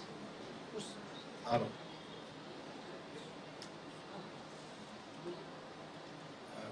Distinguished dignitaries of the dais, faculty members, distinguished guests, students, ladies and gentlemen. This mic Hello. ये नहीं काम कर रहा ना थोड़ा volume कर लो Can you hear me? I think now we firstly, it's a great pleasure for me to be here in this August gathering, and I must thank Dr. Davis Jain, who had the pleasure of meeting and the good fortune of meeting him about 2-3 months back. That's the first time I had a connect with Prestige family. I had a good fortune of visiting the engineering college. That's where we interacted. And I must also thank the team, Dr. Bakar and his team, who have given me this opportunity to be part of this international event. And I will fail in my duty if I don't thank Dr. Bota and Pratyum, who really took good care of us yesterday for the warmth and hospitality. I see, when I look at this house, it's a very distinguished house with great luminaries, both on and off the dais. The kind of introductions that were happening was indicative of the heavy weight and the kind of experience, academic experience that we are collectively having in this August gathering. And I also see students, research scholars, and I was told that there are other students who are watching in another room in the auditorium, and also I think on YouTube there's a channel that's being telecast. So what I will basically, I would like to share my thoughts on resilient leadership and sustainable growth based on my 4 decades of journey in the Indian Army, and now my transition over to the corporate over the last 1 year or so. So I'll dwell more on some personal experiences, some observations, and then we'll move ahead. So as youngsters move into their professional life, they'll realize one very important truth very quickly. The corporate world is dynamic, competitive, and often unpredictable. Plans change, markets shift, expectations rise, and pressure becomes part of daily life. In such an environment, what differentiates successful professionals from average ones is not just intelligence or technical skill, but how they respond when things don't go as expected. This brings me to the first theme, thought on resilience. What is resilience? In simple words, resilience is the ability to absorb pressure, adapt to change, and continue moving forward without losing focus. Early in your careers, resilience will be tested in many different ways. Tight deadlines, failed projects, difficult feedback, role changes, or missed opportunities. These experiences are not signs that something is wrong. They are signs that real learning has begun. I'd like to share a personal experience of mine, which I experienced as a young officer just commissioned to the Indian Army. I had volunteered to be a paratrooper. Being a paratrooper in the Indian Army goes beyond just joining the army. You got to be a paratrooper. You got to volunteer for it because it's a highly risky job. And while we were in the training at the paratroopers training school at Agra, the training, we were a batch of about 150 odd paratroopers, officers, men inclusive. Every paratrooper who has jumped out the aircraft, some of you I'm sure would have done this adventure sport as well, but I'm talking of combat paratrooping. Everybody generally remembers their first jump, but I remember my second, and I'll tell you the reason why. While we were doing the very first jump, after adequate having gone through the training, whatever they put you through. Unfortunately, one of my colleagues, Harbal his parachute just didn't operate. It didn't open.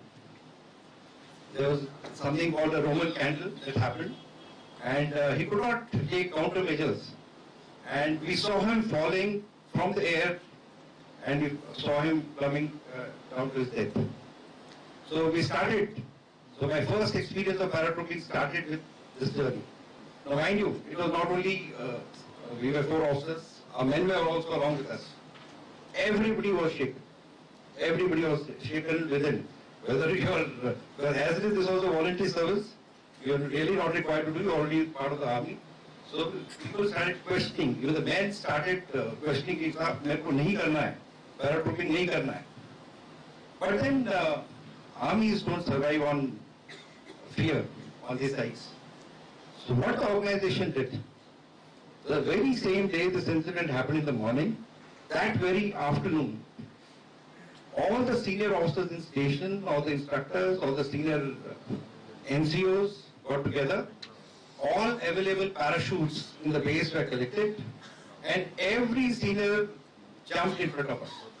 This course was made to stand on the DZ, and they jumped and they told us, this incident has happened, but you look, this 300, 400 parachutes, nothing happens, go ahead. And thereafter, after 2-3 days, we had to now go for a second jump. So the journey of resilience that was boiling or within inside me over the next 2-3 days was a real challenge. You became superstitious. I remember the tail number of that aircraft was 2722. Your mind starts adding 2722 to 13. Lucky hai, nahi hai. You start saying, okay, I wore this angli on that jump, so I continue to wearing that. I put on my shoe, I should wear my right shoe first. So these are the kind of things that actually start happening. And worse was with the men, if this was the thoughts that were going inside my mind, I was imagining what was happening to my men. You could see it in the eyes, you could see it in their face. And we had to lead them. And this thing of fear, is very contagious. If it seeps in, it seeps in. And it can just turn around a tide. Like good morale, fear can do the reverse. So when the day came for a second jump, despite what was externally happening inside us, we, the 3-4 officers, we had to show, we had to show our presence and show our strength so that our men don't get demotivated. And we went through the jump, and luckily all 130, 150 of us landed. But what I remember most is that feeling after physically landing on the ground. After we physically came down, you could see the same men who at the hangar were absolutely desolate. We were running around, embracing each other, hugging each other, and then saab, humne kar diya. So what happened is that we were able to overcome that fear psychology deep within. And if in the paratroopers community, if fear seeps in, that's the end of the day. Because a paratrooper under combat conditions just gets 0.7 seconds to exit out of the aircraft. Even if there is a delay of 1 second, the last paratrooper jumping goes out of the DZ. So it has to be that precise and that mechanical. But that early experience gave me a lot of, when I look back now, stood me with, in great stead throughout my journey in the next 4 decades. So that's where I learned resilience, and that resilience was built up on the intense training that we went through. And sustainability. Sustainability in this context was overcoming fear, so that you don't let that go in. And we were successfully able to overcome. So when I see that these dots connect with leadership, with resilience and sustainability. We see numerous other examples around us, startups that once fail or twice fail and before they succeed, professionals who switch industries mid-career and rebuild themselves, organizations that face setbacks and come back stronger because they learn and adapt. In each of these cases, resilience is not about avoiding failure. It is about responding constructively to it. One important lesson I have learned over time is that pressure itself is not the problem. The problem is how we react to it. Panic leads to poor decisions, while calmness creates clarity. In corporate settings, teams take their emotional cues from leaders. When leaders remain steady, even difficult situations become manageable. When leaders panic, even small problems becomes a crisis. Resilience is also closely linked to learning. The professionals who grow the fastest are not the ones who know everything, but the ones who are willing to admit what they don't know and improve continuously.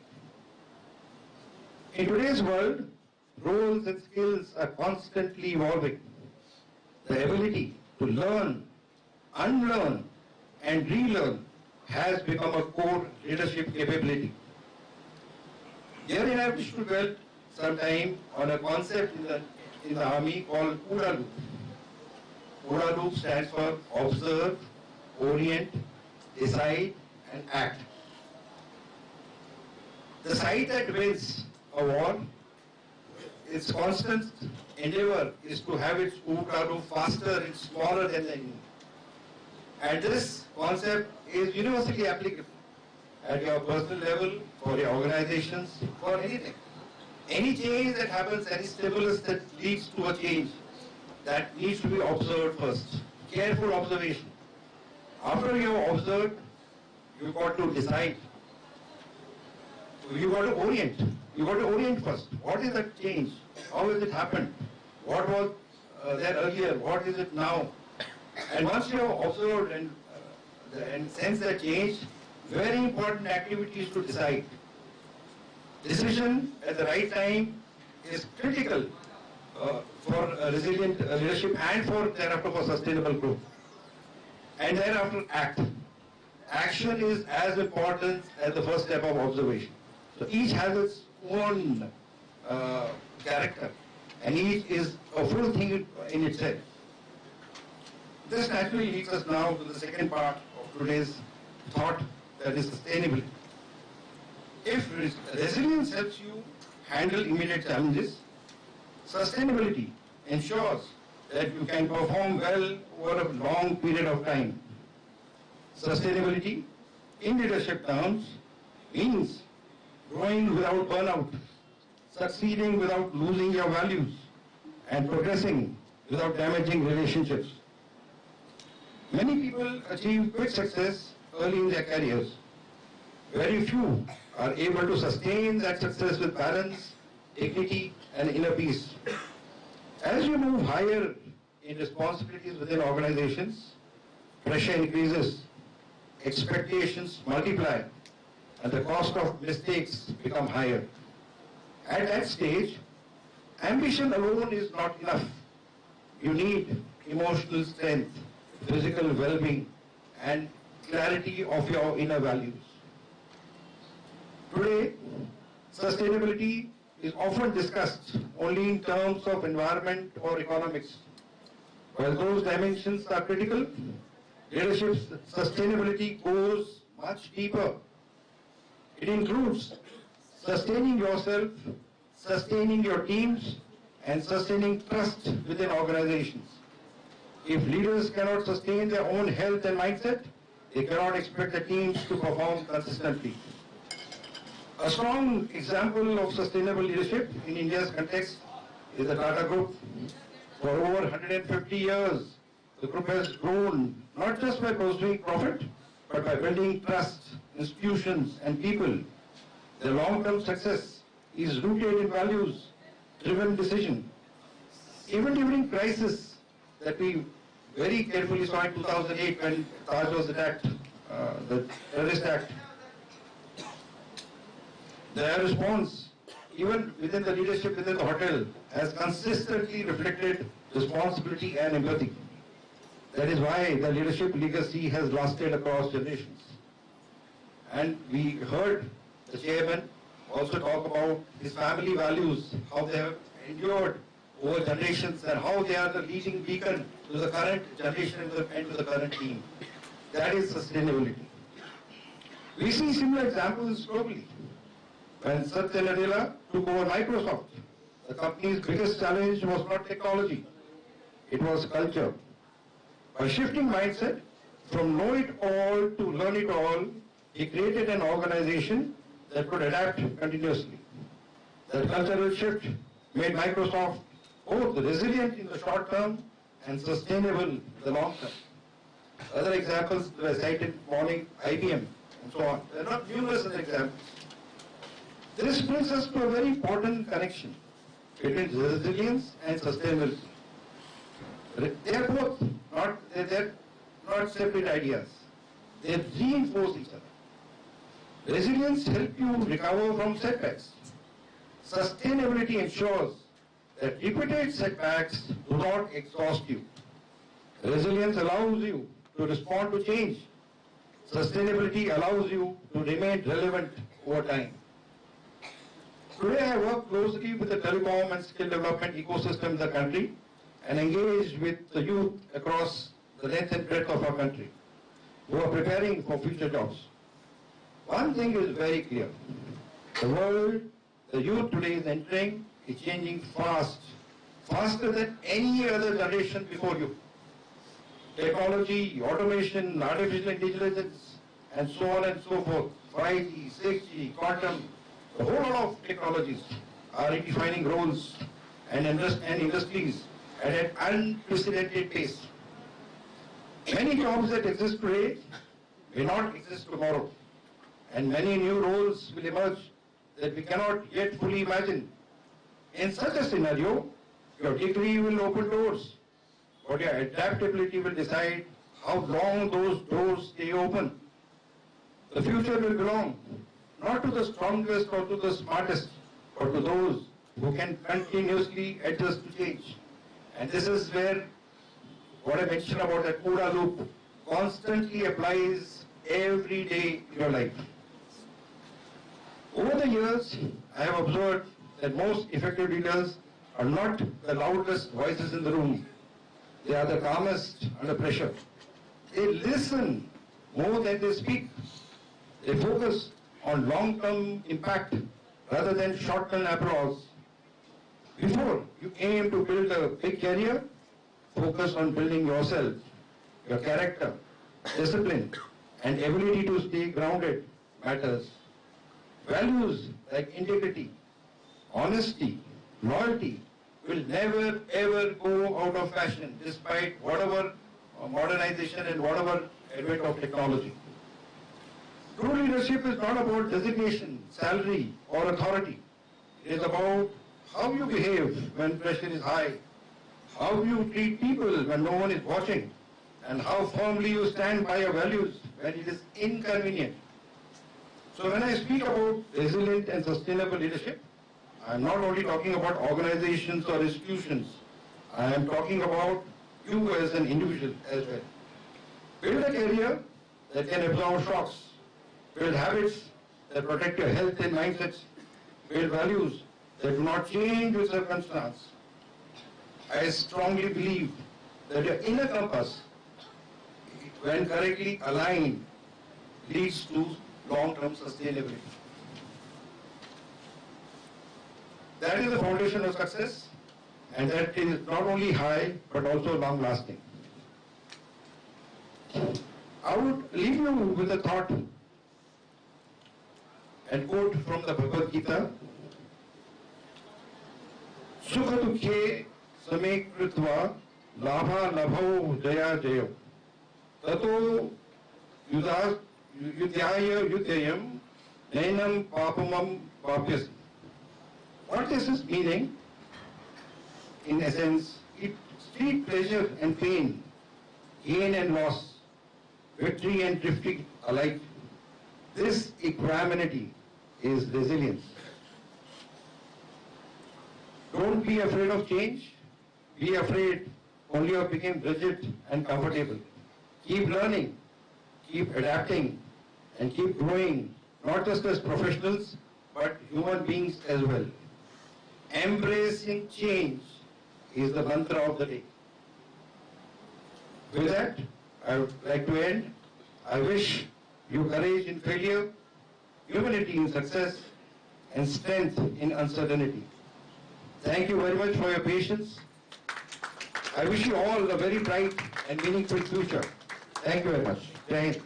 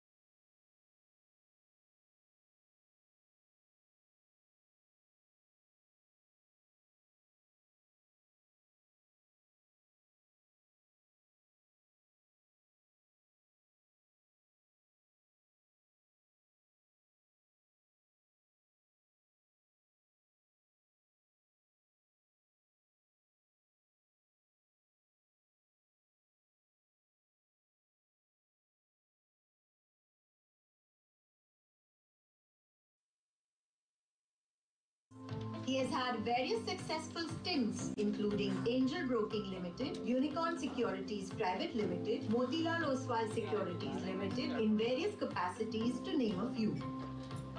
His expertise lies in B2B business management, financial services, investment advisory, and wealth management. With 18 years of experience in franchisee business management and over 2 years in wealth products and advisory, he is considered an authority in advising retail and HNIs on equities, derivatives, mutual funds, commodities, insurance, structured products, and real estate. Mr. Agrawal has managed several successful cross-functional teams and implemented strategies for enhancing business growth, trained and mentored many internal as well as external associates, and has been instrumental in conducting over 100 investors awareness seminars on varied financial products and services. As an academician in the year 2003-2004, Mr. Vijay Agrawal led a team at Institute of Technology and Management, Navi Mumbai, to launch an innovative program, MBA Financial Markets, developed and marketed with the USP of being India's first live securities dealing room with the support of NSCIT and Moneyline Telerate for training students and corporate executives on live platforms for technical analysis, equity markets, and F&O, thereby setting a stream of steady profits for the institution. We welcome you, sir. Ladies and gentlemen, it's now the time to recognize excellence and celebrate the achievement. So we are proud to confer the PIMR Outstanding Alumni Award upon Mr. Vijay Agrawal. So please give him a big round of applause. And to read the official citation, I would request Dr. Deepthi Bajpai to kindly do the honors. Please, ma'am. Thank you, ma'am. Hello, everyone. Citation. PIMR Outstanding Alumnus Award hereby conferred upon Mr. Vijay Agrawal, MBA Finance, PIMR Batch 1997. He is being honored for exceptional leadership in financial services sector with senior roles at Motilal Oswal and Angel Broking, driving national business operations and digital transformation, pioneering contributions to wealth management and partner ecosystem development, creating and scaling innovative business models and advisory platforms nationwide, excellence in business development and mentoring, guiding large teams of professionals and entrepreneurs, contributing to revenue growth and organizational change, commitment to education and knowledge sharing about teaching, investor awareness programs and professional development initiatives, impeccable representation of PIMR values, demonstrating integrity, leadership, innovation, and lifelong learning in both corporate and academic settings. This award recognizes his remarkable professional journey, industry impact, and continued contribution to the development of financial markets and managerial excellence. Conferred on the occasion of PIMR 21st International Conference on Resilient Leadership for Sustainable Growth, PICOM 2026, January 9 to 10, 2026, at Prestige Institute of Management and Research, PIMR, Indore, India. Signed, Dr. S.S. Bhakar, Group Director, PIMR Indore, Conference Chair. Signed, Dr. Davis Jain, Chairman, PEF and Chancellor, Prestige University, Indore. Congratulations, sir. I would like to invite all the dignitaries on the dais to please felicitate Mr. Agrawal. Please give a huge round of applause to Sir. PIMR Outstanding Alumnus Award, sir.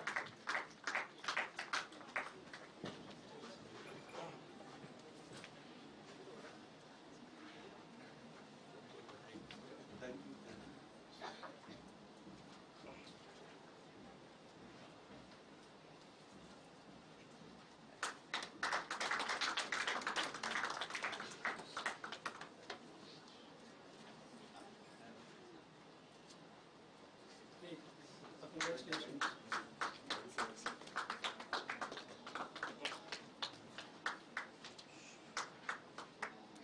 Thank you so much.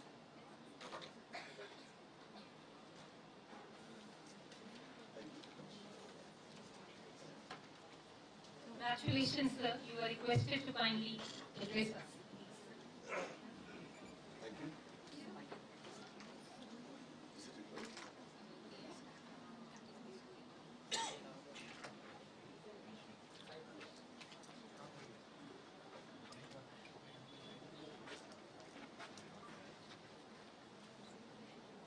First of all, thank you very much for choosing me for this award. Naturally, it's a matter of pride for me, being a student of PIMR.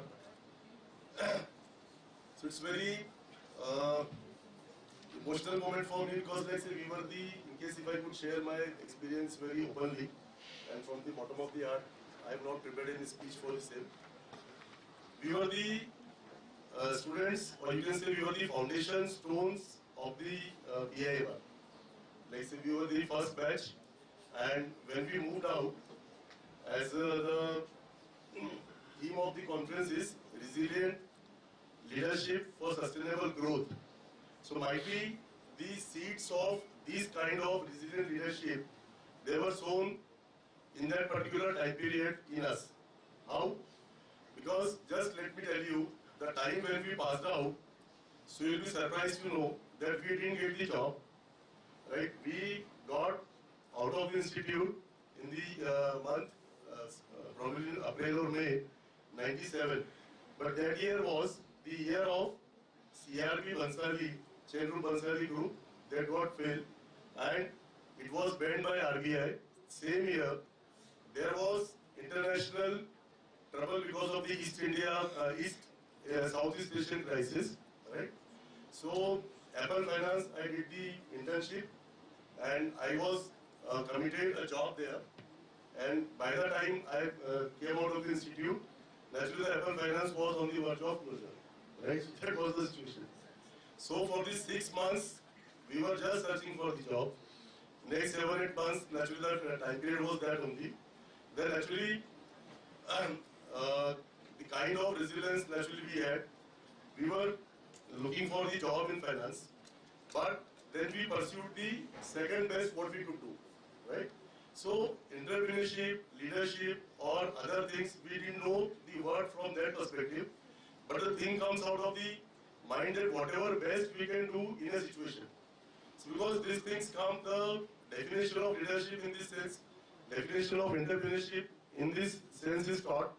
So when I went to IIM sometimes back, then there is a book written recently on entrepreneurship, whereby they say that entrepreneurship, the way in which it is defined by the Indian entrepreneurs in the sense that they don't work on a particular model. They work on the very simple model, Indian entrepreneurs, that what is the resource they are having, what best they can do with the help of those resources in a particular situation, right?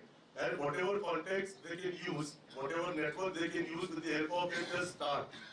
And जैसे जैसे अपना सफर बढ़ता जाता है, कारवां जुड़ता जाता है. So that is the kind of entrepreneurship or leadership we should follow. Simple. So because we don't have, see, later on we can say that we were planning or we were organizing or we were having that kind of thought in the mind. But let's say when we start, then there is nothing in the mind because we just have the that अभी एक job मिल जाए, right? और कुछ ना कुछ काम start करें so that we can start living. So that kind of the situations with the entrepreneurs or the leaders, they also just start dwelling with those ideas, right? And slowly when you start getting something, then you can keep on building, right? So the startup culture, what we are having right now, so PIMR itself was a startup because that was just founded in the year 94-95 and we were the foundation stones of the startup. So that resilience got imbibed in us, right? And that's how, when I started from here, moved to Bombay. So Bombay, the kind of, like say, being relevant to the change. Like Lieutenant General Gawaz just said, that you can live longer, you can just keep on thriving in case if you are staying relevant, right? You are adapting the changes happening in the system. So, when I went to Bombay, I just saw there that my interest was in capital markets. But there was not a single institute in the country which was focusing on education, full-time education on capital markets. Despite being in Bombay, and Bombay being the hub of the capital markets, there was no dedicated institution that physical system, outcry system, and 15 days settlement cycle. You buy stocks today, and we were getting deliveries after 15 days, right? And now we have got a system of just immediate gratification, right? Instant gratification. So from physical to pure AI, that kind of era, right? And there we are still staying relevant. So that is the core of the success. So I think this is a very apt conference. So resilient leadership and for sustainable growth. So in case we want to have the sustainable growth, naturally we should have the resilience, perseverance, those kind of things, right? And the basic qualities, what I can say, what we adopted, that is the OGLP concept. Like you had the concept of Udal, we have the concept of OGLP. That is, we have to take the ownership and we have to have the growth mindset. So because you can look at our capital markets where we operate. So every day we have got, like say, we are living in fear, we are living in, say, greed, we are living in that environment whereby every moment there are changes in the mindset of the people. Sentiments change every moment, right? So in those kind of scenarios, we have to plan and we have to keep on building the institutions. So that's a kind of growth mindset always we should have. Then L, that L refers to the learning mindset, right? So we have to keep on learning new things. That's how let's say as an institution, as an industry, this industry changed entirely from physical to digital now, right?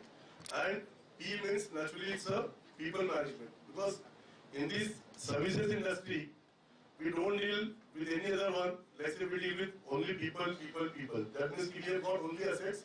That is the right kind of people with right mindset who are with us. So that's all from my side. Thank you very much once again. Thanks.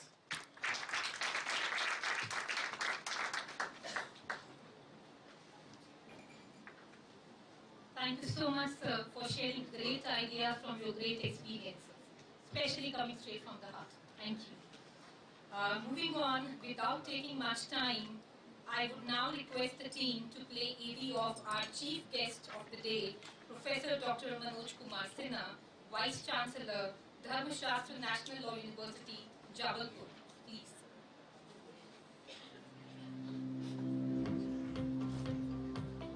Professor Dr. Manoj Kumar Sinha is currently working as the Vice Chancellor of the Dharmashastra National Law University, Jabalpur. Prior to joining DNLU, he served the Indian Law Institute as its director. He did his doctorate in international law from Jawaharlal Nehru University, LLM from the University of Nottingham, and his LLB from the University of Delhi. His areas of specialization are human rights, constitutional law, international humanitarian and refugee law, international criminal law, international law, and international institutions. He serves on the editorial boards of several reputable national and international journals and has published extensively in the fields of international law, international relations, constitutional law, international human rights, humanitarian law, and refugee law.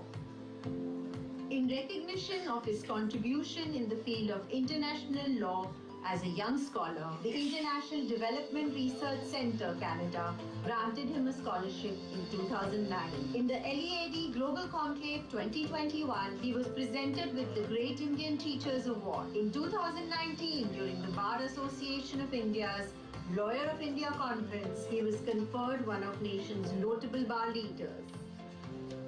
Professor Dr. Manoj Kumar Sinha has been delivering lectures on a regular basis at a number of institutions, including law schools in India and overseas, and has authored, edited, and co-edited numerous books. Perspectives on Indian Constitution and Development, ILI New Delhi 2023, as the most recent one.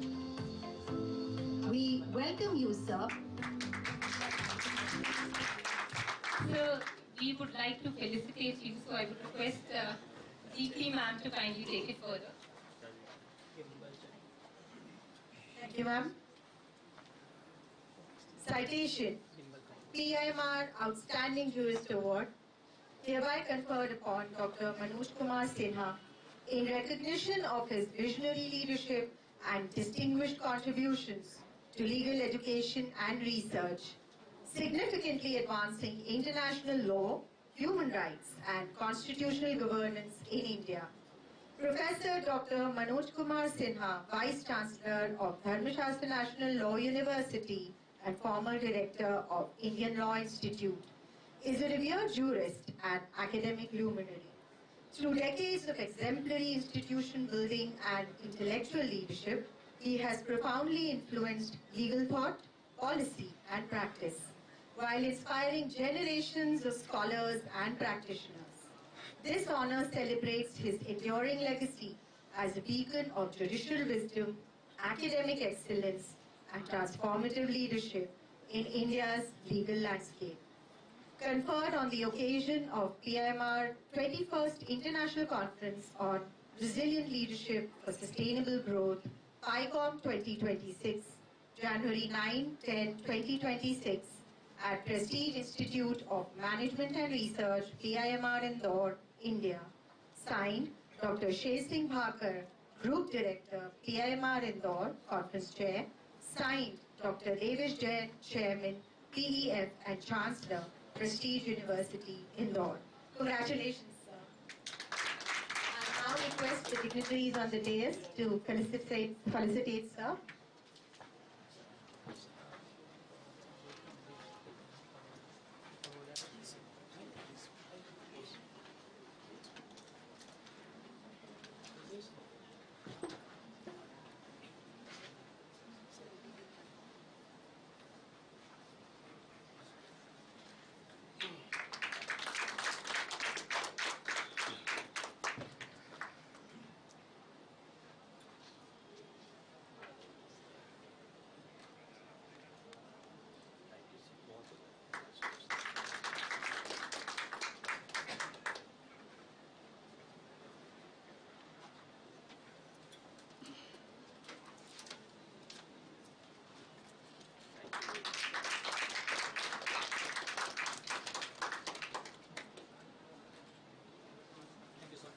Many congratulations, sir. Now the mic is yours.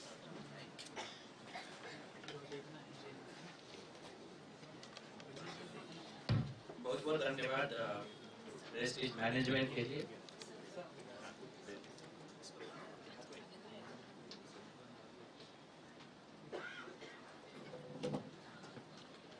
बहुत बहुत धन्यवाद wastage management को जो मुझे नवाजा गया एक award से, तो मुझे एक बात की याद आती है, बिन मांगे मोती मिले, मांगे मिले न भी। मैंने मांगा नहीं था, लेकिन आज आपने मुझे नवाजा, इसलिए मैं काफ़ी खुश हूँ और अच्छा महसूस कर रहा हूँ। आज के कॉन्फ्रेंस के लिए जो मंच पर मंचासीन अति विशिष्ट लोग बैठे हैं और जो हमारे साथी इधर बैठे हैं, पहले सबको 9 वर्ष के 9वें दिन आपको ढेर सारी हैप्पी न्यू ईयर। आज के कॉन्फ्रेंस को देखते हुए 2 बातें मुझे याद आ रही।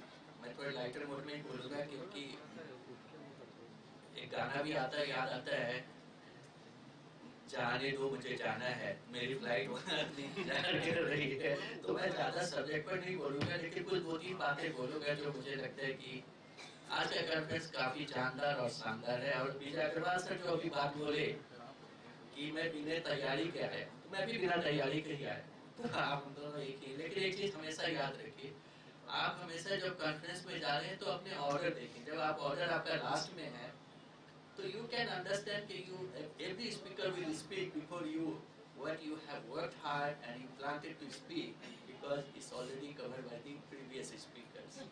I would also like to apologize to the Sophie, Rajesh Jain and others, because I influenced some way group director to give me an opportunity to speak before you, because I have to rush and catch a flight and that is the reason. This last minute changes from the time schedule.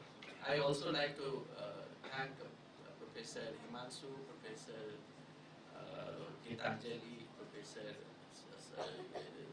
Sunita and all the persons here. अब 2 बातें क्या मैं कहना चाहता हूँ। पहली बात तो मैं ये कहना चाहता हूँ कि जब मैं बहुत छोटा था, अब तो बहुत बड़ा बहुत छोटा है, तो उस समय ऐसी बातें थी जो था, तो किसी ने पूछा एक क्वेश्चन कि जोधा अकबर में और दीपिका पादुकोणे में क्या कॉमन है, क्या तुम्हें खास है? तो हम लोग क्या बोला जाए, तो बोले कि दोनों अच्छे हैं, दोनों अच्छी, फिल्म भी अच्छी है, दीपिका पादुकोणे भी अच्छी है, लेकिन जो समस्या है दोनों लंबी है। फिल्में जोधा अकबर भी लंबी थी और दीपिका पादुकोणे भी लंबी है। तो इसी तरह का आज कॉन्फ्रेंस बहुत जानदार हुआ, थोड़ा लंबा चल गया, इसके कारण जो चर्चा की बात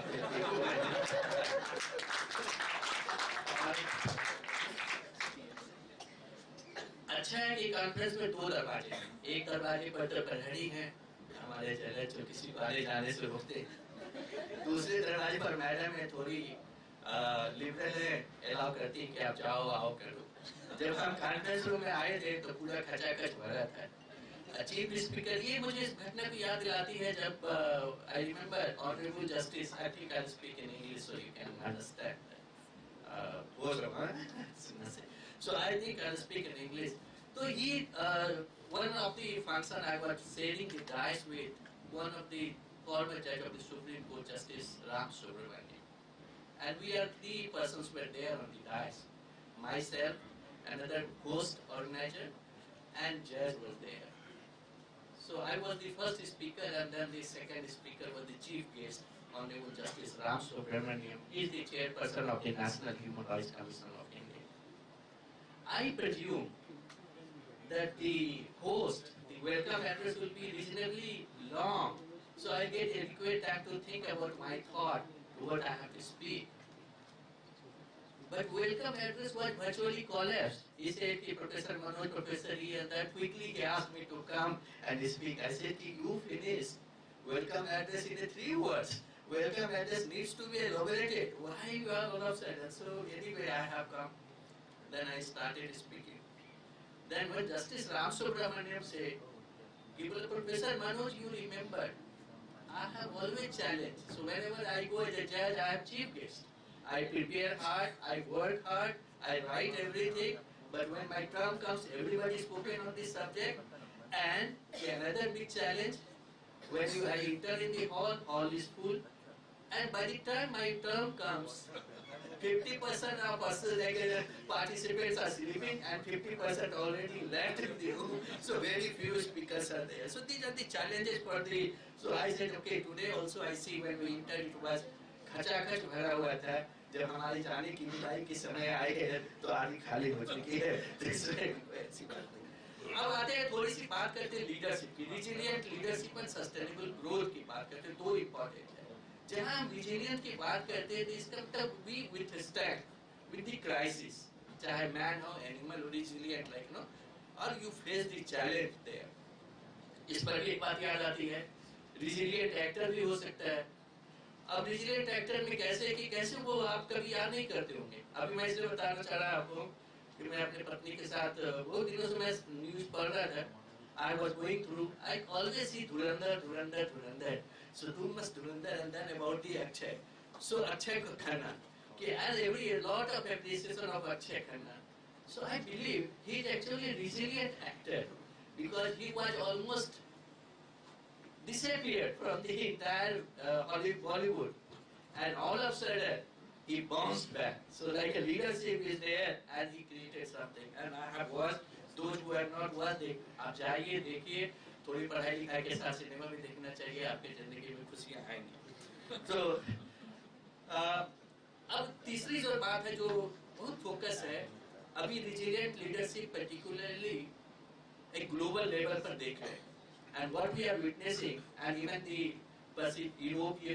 European Union, France, and everything last 2000 January 2025 onwards, I don't want to name, we have tough leadership and sustainable growth. So we have a tough leader which emerged on the global platform, and he threat everybody against the tariff has become a big, and we faced big challenge in the year 2025.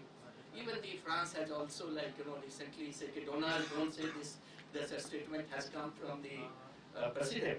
So we had a tough time, and our leadership stood. There are a lot of challenges which emerged, particularly onwards May 2025. And our growth was sustainable. Our growth was like, despite having a lot of pressure internationally by one particular state, we sustained. And then end of the year, we found that our GDP was around 6 point something is there. Where we come, we have projected, the Ministry of Statistics and Planning Implementation, Program Implementation has projected that our GDP in the coming year will be around 7.4. So we see that leadership is that when a tremendous pressure coming from all sides, particularly India, Brazil and China, facing huge challenge in that particular scene. So this is how leader has coped up. It did not affect the common people. It did not affect the national growth. It did not affect the industry in a large way. Of course, there are certain kind of bubble there, but overall the growth is there. So that particular approach, we need to look into the institutional. I believe that resilient leadership, the theme which we have for today is more on the educational institution. The leaders, like the role a leader has to play, the role a vice chancellor, a director, and there is there. So I feel like a leader, whether it's a resilient or normal or leader, whatever term you say, he or she has to take note of all the important stakeholders in their particular. The reason that once we talk about the students, many times we prejudice, we presume, we never realize that we have grown old.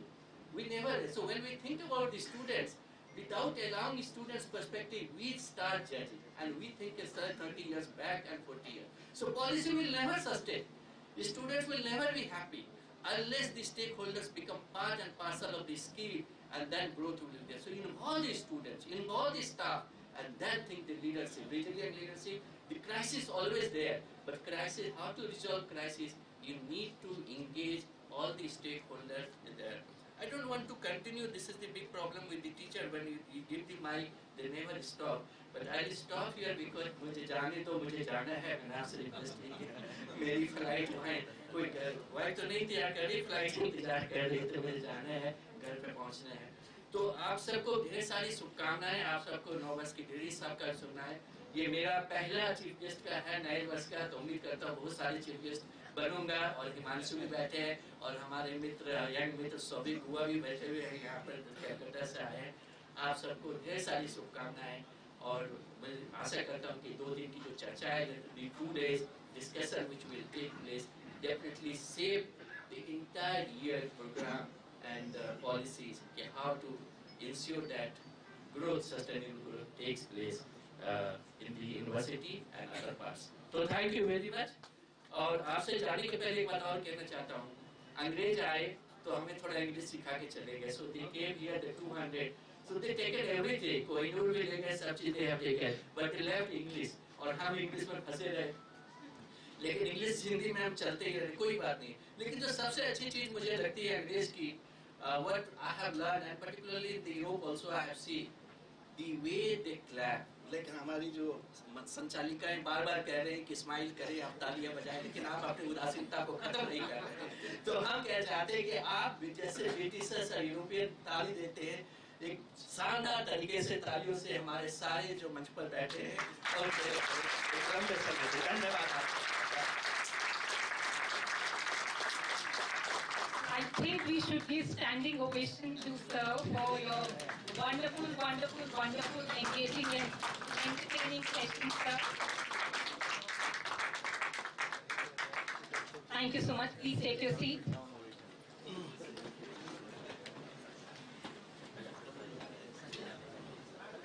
Thank you so much, sir, for being here. Thank you.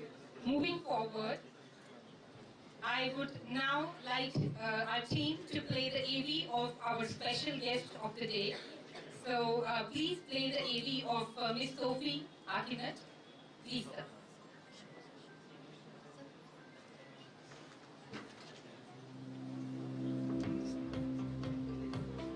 Miss Sophie Akine is the Attaché for French Language Cooperation at the French Institute in India.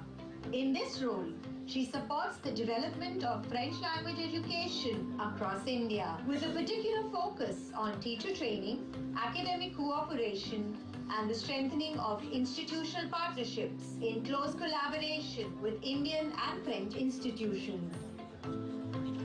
She holds a master's degree in teaching French as a foreign language, FLE, from the University of Strasbourg, France, with a specialization in teacher training and instructional design. Her professional background is marked by a strong international dimension. She has worked in Canada, at the University of Winnipeg in Switzerland, in the private sector, in Cambodia, at the Royal University of Fine Arts, contributing to higher education and capacity building projects. Sophie has maintained a long-standing professional link with India. 10 years ago, she carried out her first mission in Pune, where she actively supported French language cooperation and taught French language didactics to master's students in French at the University of Pune. This experience played a key role in shaping her long-term commitment to cooperation and teacher education in the Indian context.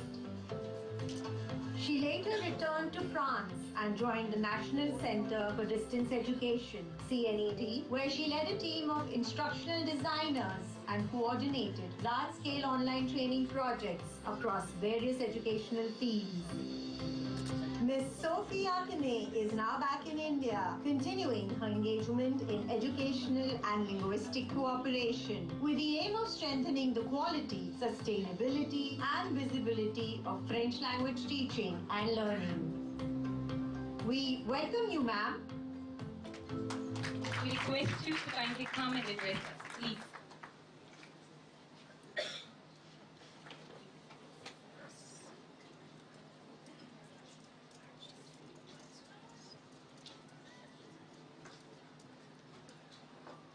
Audible? Yes.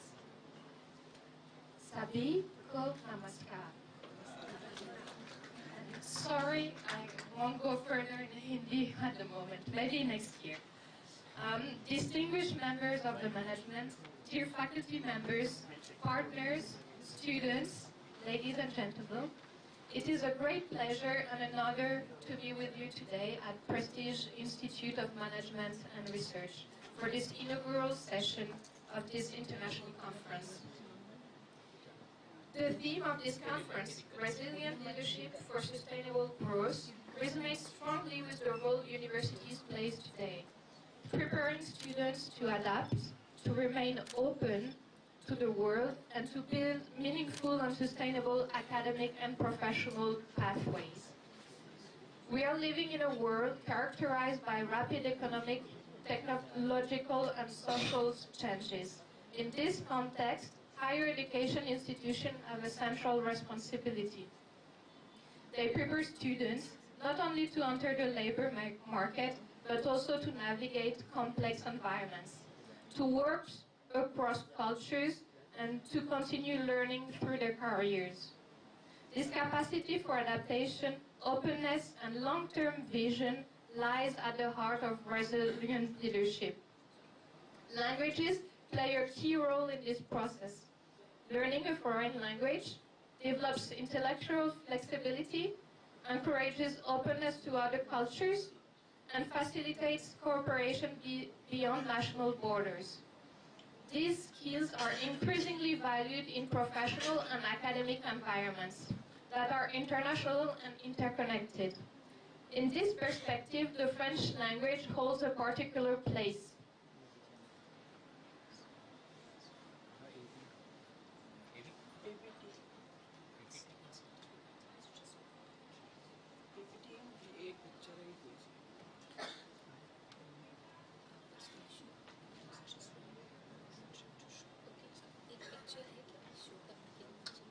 Never mind, it's okay.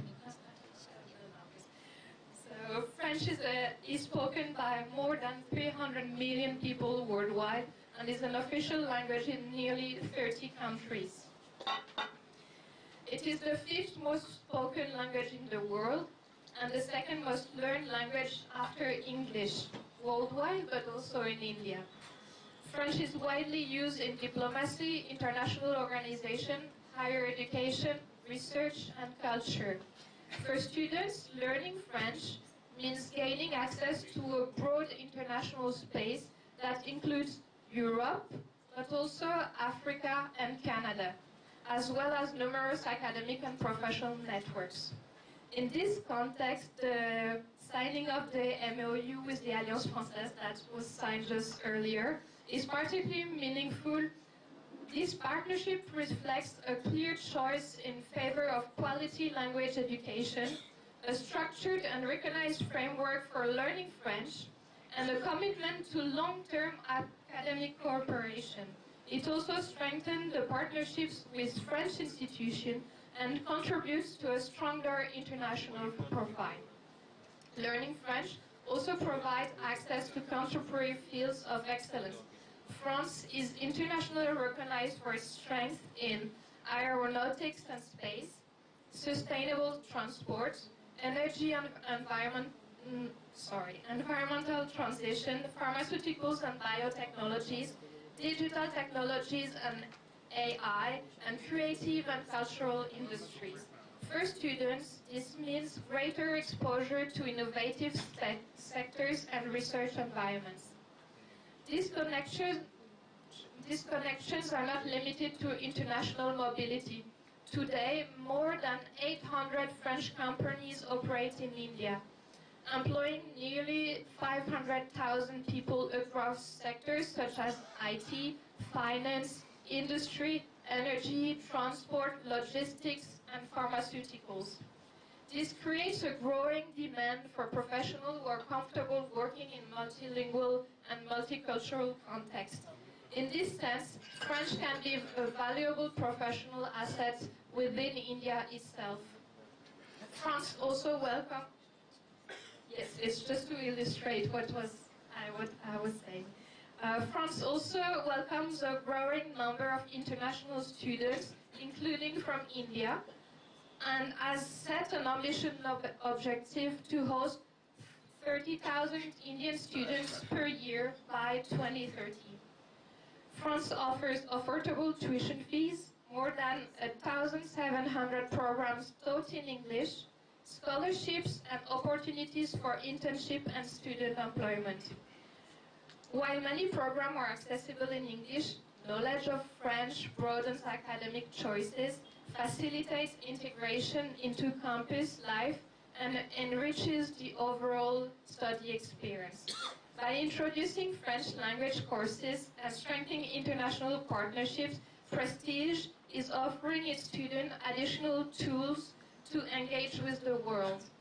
These choices reflect a thoughtful and forward-looking approach to education, one that values openness, adaptability, a long-term perspective, all essential elements of resilient leadership. Thank you very much for your attention. Bahut dhanyavad.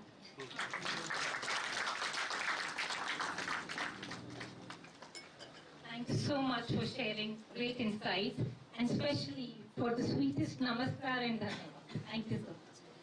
All right, ladies and gentlemen, without taking much time, I would definitely like to highlight that faculty at PIMR work really, really hard. Obviously, under the guidance of our directors, group directors, and the management at large. So to share a few glimpses, I would now like to invite on stage Dr. Isha Joshi, Dr. Gopal Kar, and Dr. Charu Maheshwari to kindly bring the status paper for release.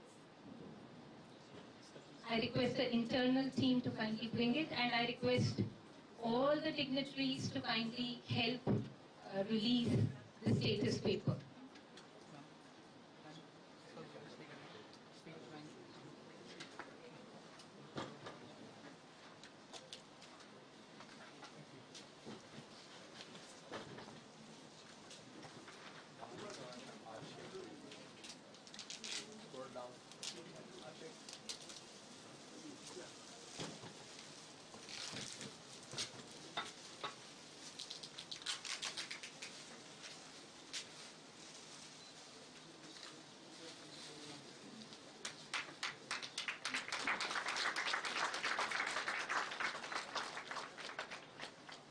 Thank you so much. Next, I would like to call on stage Dr. Amitabh Joshi, Dr. Shada Haryani and team to unleash the brochure of PIMR 27. So just 2 minutes more.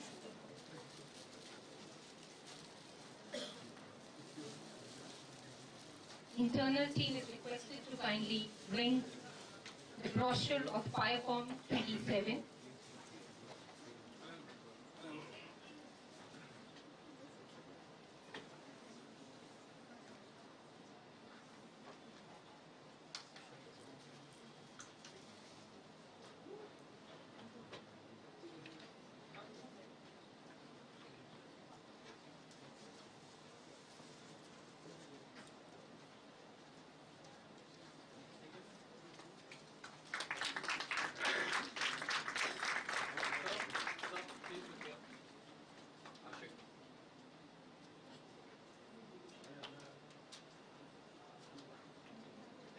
Thank you so much. Up next, I would like to invite Dr. Pratima Jain, Dr. Neetu Singh Sisodia, and Dr. Jatin Kumar Jaiswal for the release of case writing workshop brochure.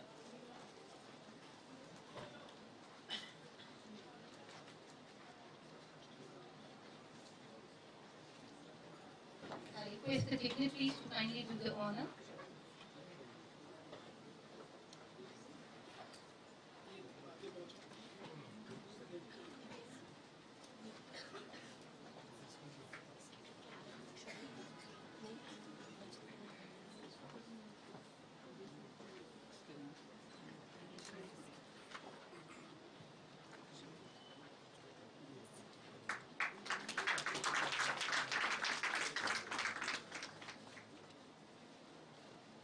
Congratulations to all the faculty members for their hard work.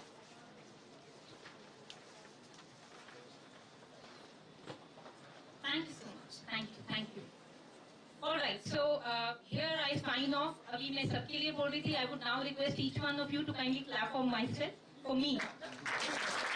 Thank you so much. So here I now pass on the mic to my colleague, Dr. Pallavi Kapuria. So please welcome her with a big round of applause. Thank you. Thank you so much, Dr. Nidhi. Very good afternoon, everyone. My greetings to all the dignitaries on the dais, all the esteemed guests of the dais, all the research scholars, delegates, faculty and staff members, and my dear students. So I am Dr. Pallavi Joshi Kapuria, and I'll be your host for the next segment of this grand inaugural ceremony of PIMR 2026. Let's move forward on this journey of some meaningful deliberations, this journey of some thought leaders with us and seasoned professionals, a journey of celebrations, milestones and accomplishments. Ladies and gentlemen, let's get going and immerse ourselves in this vast ocean of knowledge and some reflections.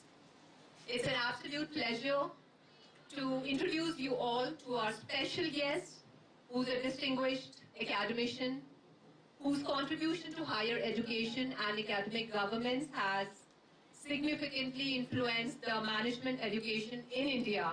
So we are truly privileged to have with us Professor Dr. Rajneesh Jain. A huge round of applause for sir.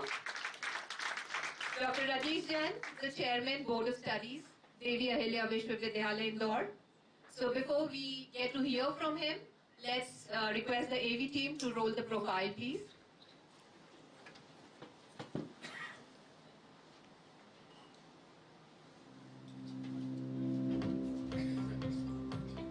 Dr. Rajneesh Jain is presently Chairman, Board of Studies, Professor at Institute of Management Studies, and Director, Center for Jain Studies at Devi Ahilya Vishwavidyalaya, Indore. He has been EC member and Dean Management and Director of IMS DAVV, Indore. Dr. Jain has more than 36 years of professional experience, which includes teaching, research, policy making, administration, institute building, and corporate training. In his earlier assignments, he has served as Secretary and Chief Vigilance Officer at University Grants Commission at Delhi. As Secretary UGC, he had been instrumental in launch and implementation of National Education Policy 2020 and many other regulatory initiatives.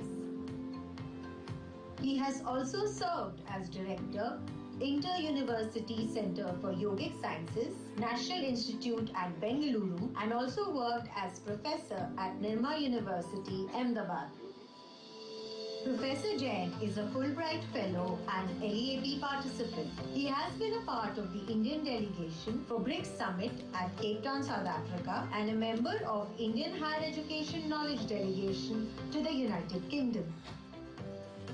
Dr. Rajneesh Jain has publications in peer-reviewed journals and 15 research scholars have been awarded PhD under his guidance. He advises state government and higher education institutions on implementation of National Education Policy 2020.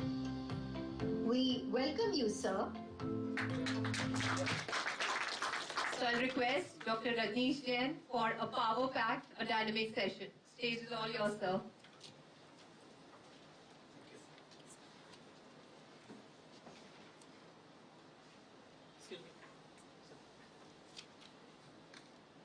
Thank you so much for inviting me here.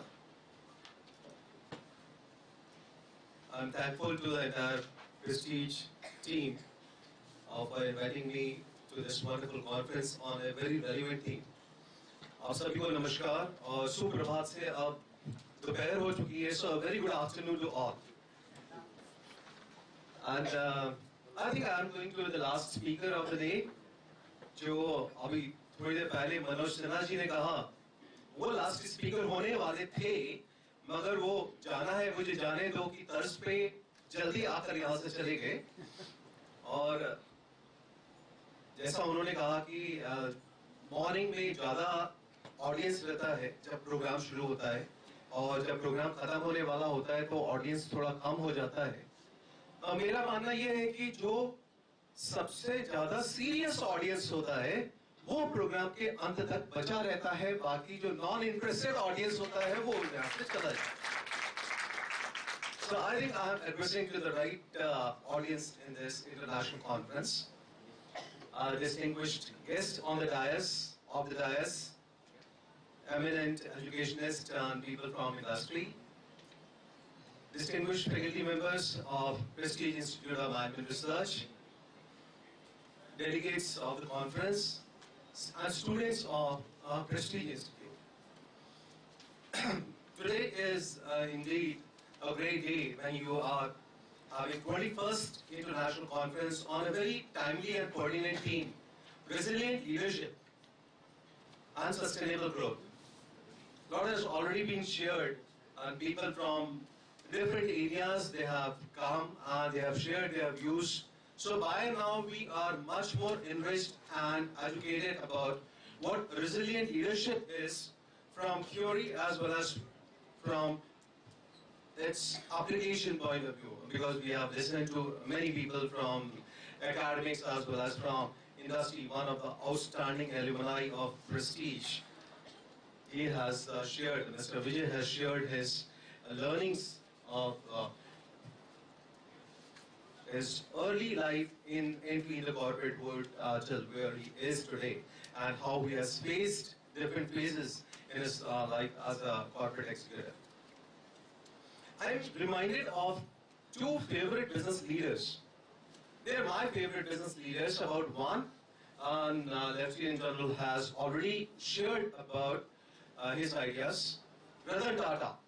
I think he's not only my favorite, but he is India's favorite business leader. He's one of the most resilient business leaders which we have seen on India. He had been making remarkable decisions at a time when people will not trust him. We trust Tata. But at times people did not trust his decisions, and some of the classic decisions which he had taken were related to acquisition and launch of some very new initiative. He acquired JLR, Jaguar Land Rover of UK. He acquired Chorus Steel when people doubted that this kind of an investment is going to be a major dent in the investments of Tata Group. But then Chorus Steel and both Jaguar Land Rover, they emerged as one of the pillars in brand building and his globalization initiatives. He also came up with a wonderful idea of bringing the smallest car to the people of India, Nano. We are all aware about Nano. And although there were certain issues with Nano, but he came up with his gut feeling, and the cars saw the launch in India. And another major decision which was taken by Tata Sons, where he was a driving force as non-chairman, reacquisition of Air India. Now, Air India, which was originally Tata Airlines, it was reacquired by Tata Sons, and that was one of the major decisions.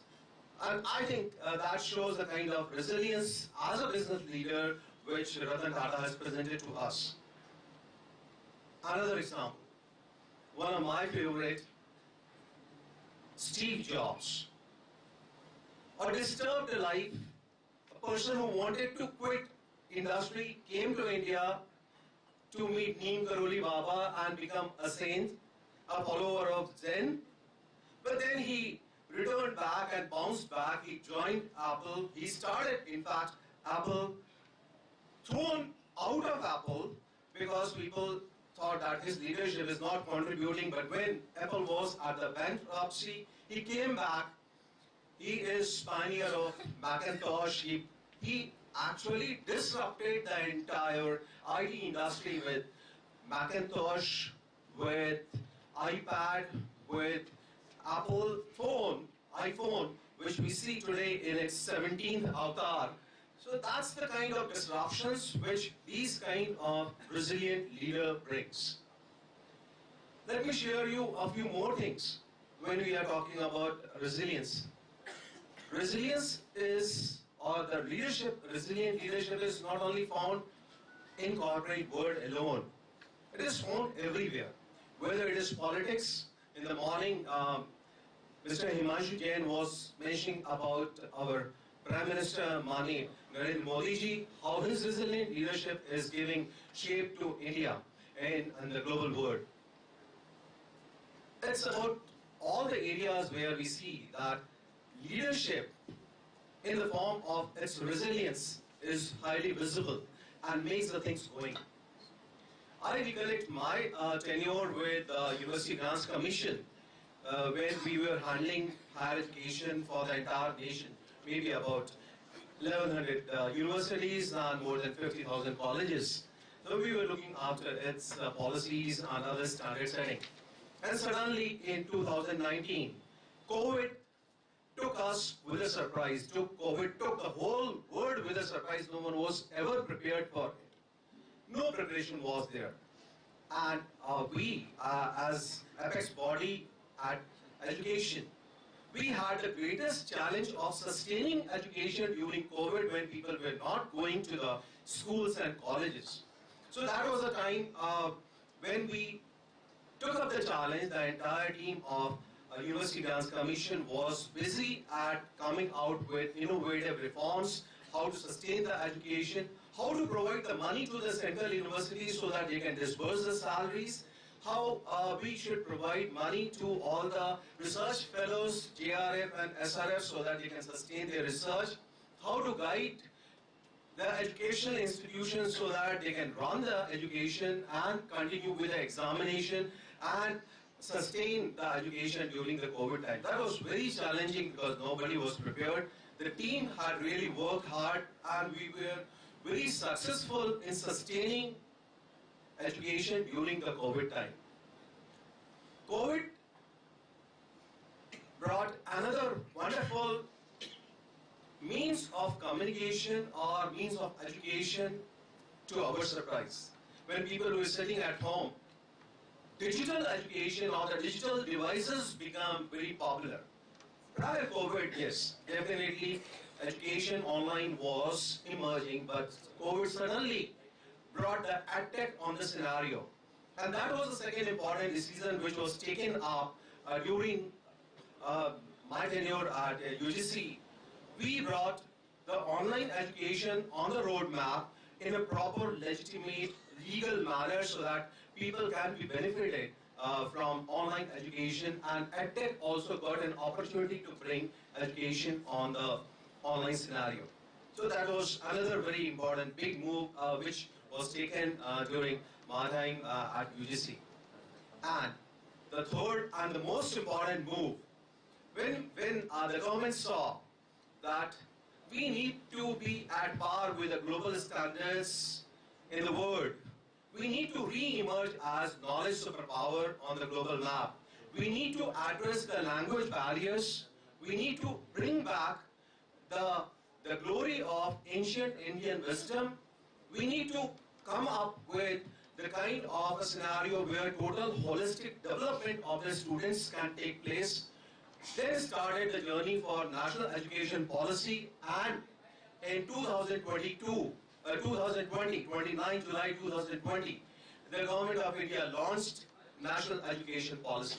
So that was another response to the changing scenario at the global standards, at the national requirements, and the technological disruptions which were taking place.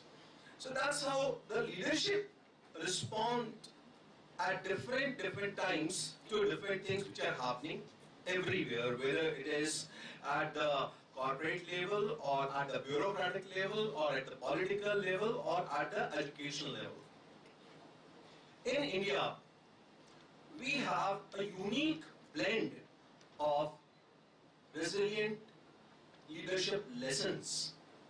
Some lessons which we draw from our ancient wisdom, some lessons which we draw from the unique blend of family business and the professional management, and some lessons which we can draw from the new generation, digital startups or the new generation of startups. They are also presenting some lessons from their own areas. Quickly, a few of them I'd like to share. Ancient Indian wisdom for centuries had been guiding us in all spheres, whether it is Rajniti, Raniti, or it is corporate Niti. So we are all well aware about Chanakya Niti or the Kautilya Arthashastra. Kautilya Arthashastra had been the major driving force for the economy of the country, and their principles are still valid. He mentioned about the dharma-based, the trust-based or the trusteeship in corporate world where the leaders are actually responsible for all the stakeholders. He talked about Yukti and Niti. Yukti, the kind of strategic realism which is required, the kind of insights and the intelligence which is required to take the decisions, and the niti, the kind of the strategies which you need to form and the kind of preparedness. And then if you refer as a scholar, as a teacher, or as a student, if you refer that treatise, it's a wonderful treatise, and many lessons have been written on Kautilya's Arthashastra. Bhagavad Gita, another book which is considered to be one of the best books for all the leadership lessons in India. It provides us and reminds us of the beautiful concept of Sthit Pragya. Now, the Sthit Pragya is such a wonderful concept which allows us to remain in a state of balance in all situations. अचानक target achieve हो गया, नया product launch किया, hit हो गया, everyone is celebrating and they are emotionally driven in that joy and forgetting that tomorrow competitor is going to launch a new version with a better features at a lower price and will hit you hard, and then this joy and celebration will go topsy-turvy and you will be once again working hard to come up with a new product. So it helps you in remaining at a state of balance when you win, or even at a state of balance even if you lose. Because winning and losing is quite common. कोई भी company जो product launch करती है, जरूरी नहीं है कि उसका हर प्रोडक्ट सक्सेसफुल हो. प्रोडक्ट में फेलियर्स भी होते हैं, प्रोडक्ट में सक्सेस भी होते हैं, ज्यादा फेलियर्स होते हैं, कम सक्सेस होते हैं. But then this स्थिति प्रज्ञा helps a leader to remain calm, quiet, resilient all the time, and then respond back. So these are the two important lessons which we can draw from ancient wisdom. Family business provides us another great insight. Because family businesses, they run from generations to generation. One other example is Tata, of course, the generational influence which we have seen on the business. We have many such examples because more than or around 80% of the GDP contribution comes from family business. And you can well imagine if this much is the volume of family business, what kind of lessons they are bringing to us. We have examples from Mahindra's, or we have example from Bajaj, we have example from many more business groups which are running into generations. One such example in the morning which we have saw from NN Jain, the third generation, Himanshu Jain, they are here and they are still carrying the torch towards the excellence with coming up with a prestige university, and this college also trying to become a deemed university. So this kind of generational leadership which is passed on, which has a very clear long-term vision because it is their own venture. The kind of values of the trust and the trusteeship which they have also keeps on guiding them. And then there comes the decision which is taken on the dinner table as compared to the boardroom decision. So there is a dualism, and nowadays this family traditions is now blended with professional management as well. So the dinner table decisions are now getting blended with the boardroom decisions, and now we are witnessing the blending of both family business along with the professional management. And the new age leadership which we have seen in the era of startups, the startup generation.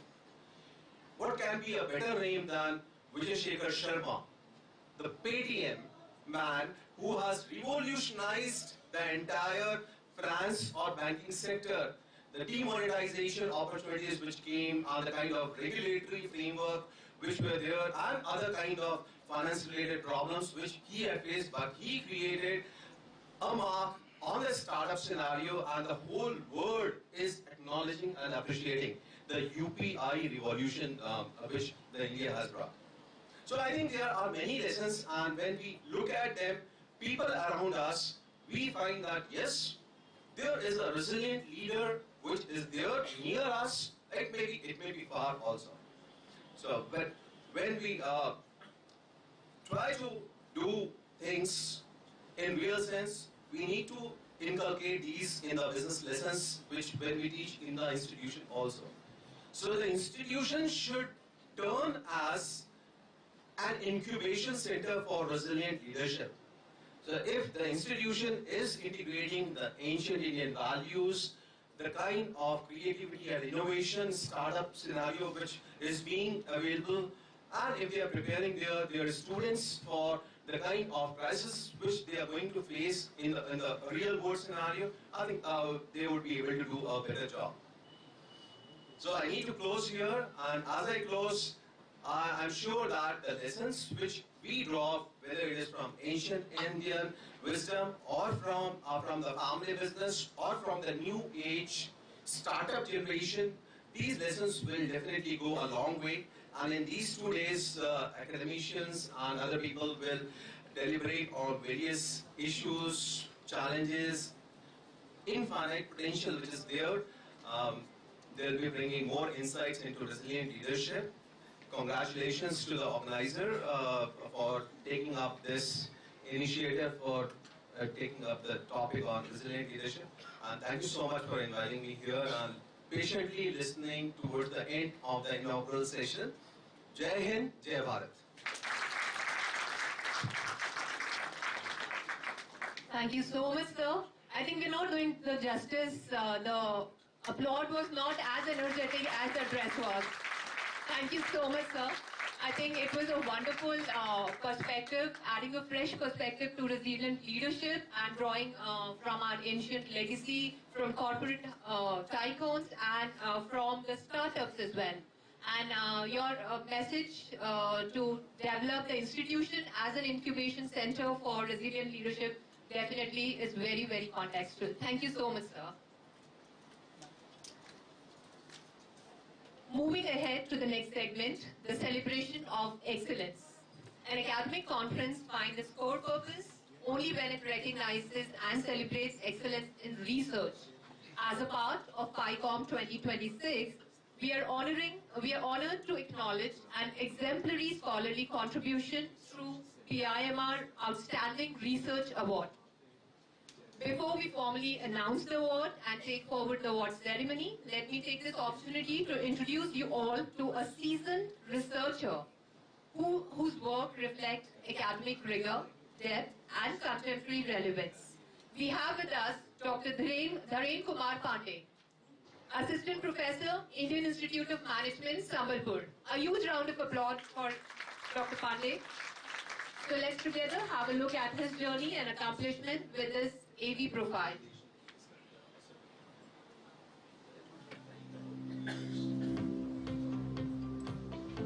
Dr. Dharen Kumar Pandey is an Assistant Professor of Finance at the Indian Institute of Management, Sambalpur, Odisha. He has a postdoctorate from the University of Malaysia and PhD from Banaras Hindu University.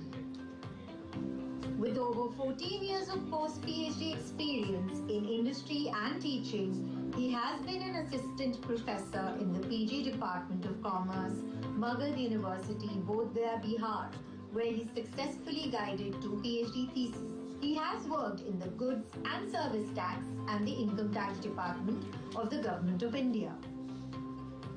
Awarded with the BHU Gold Medal for standing first in the MCOM examinations in 2008, he has authored 3 books and more than 50 research and review papers in top-tier journals and edited books. His research interests include financial markets, financial econometrics, and market efficiency, to name a few. Dr. Dharen Kumar Pandey has participated and presented papers at more than 40 national and international seminars and conferences. 5 of his research papers have been awarded at the International Research Awards hosted by the Institute of Chartered Accountants of India. He has published several research papers in various reputed journals indexed in ABDC, Scopus, Web of Science, and UGC Care List. We welcome you, sir. Then we have a huge round of applause for Dr. Dharen Pandey. I'll now request Dr. Deepti Bajpayee for official citation of the award. Take a seat. Sir, please, take a seat.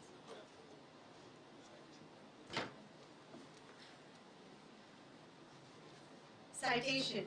PIMR Outstanding Young Researcher Award hereby conferred upon Dr. Dharen Kumar Pandey in recognition of his marvelous contributions to research in the areas of finance, financial markets and financial econometrics, consistent publication of high-quality research in reputed national and international journals indexed in ABDC, Scopus and Web of Science, formidable academic leadership through editorial roles, scholarly mentorship and promotion of research excellence, devotion to advancing knowledge that supports evidence-based decision-making and sustainable economic growth.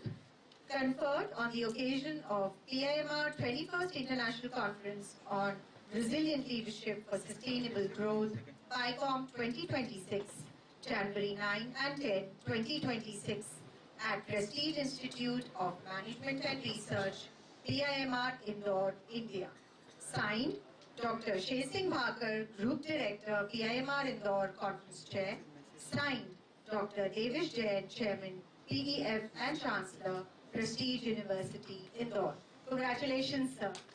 I request all the dignitaries on the dais for the felicitation ceremony, and I request the internal committee to please come forward.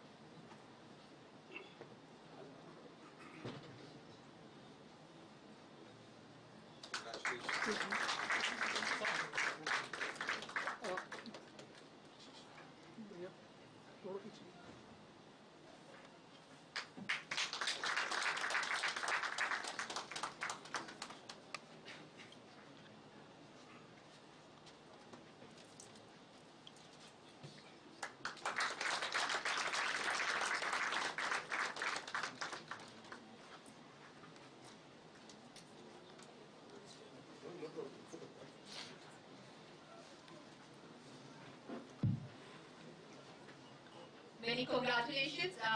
Dr. Pandey, we would love to hear from you. So we'll request you to kindly address the gathering with your wisdom. Very good afternoon to all of you. So, calling me a young researcher actually gives me a feeling of happiness because at home when you are experiencing your third generation and people are calling you grandfather, so obviously you are like a senior citizen at home. But here, if I'm being acknowledged as a young person, so it is of great happiness to me. So distinguished dignitaries on the dais, the faculty members of PIMR, the participants of this international conference, practitioners, media persons, and everyone present in this hall. A very good afternoon to all of you. So this appreciation brings to me a very honorable feeling that my research work has brought to me to this level that I am being appreciated by PIMR Foundation. So I am very much thankful to the chairperson, Prestige Foundation, the group directors for felicitating me with this outstanding researcher award at this international conference. So we have heard from the morning about leadership, and especially all of the dignitaries on the dais are established leaders.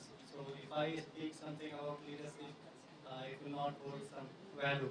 But I would like to reiterate on what the Lieutenant General from his experience said, that when his team was going to board on the 2722 aircraft, so they were having some feeling of fear.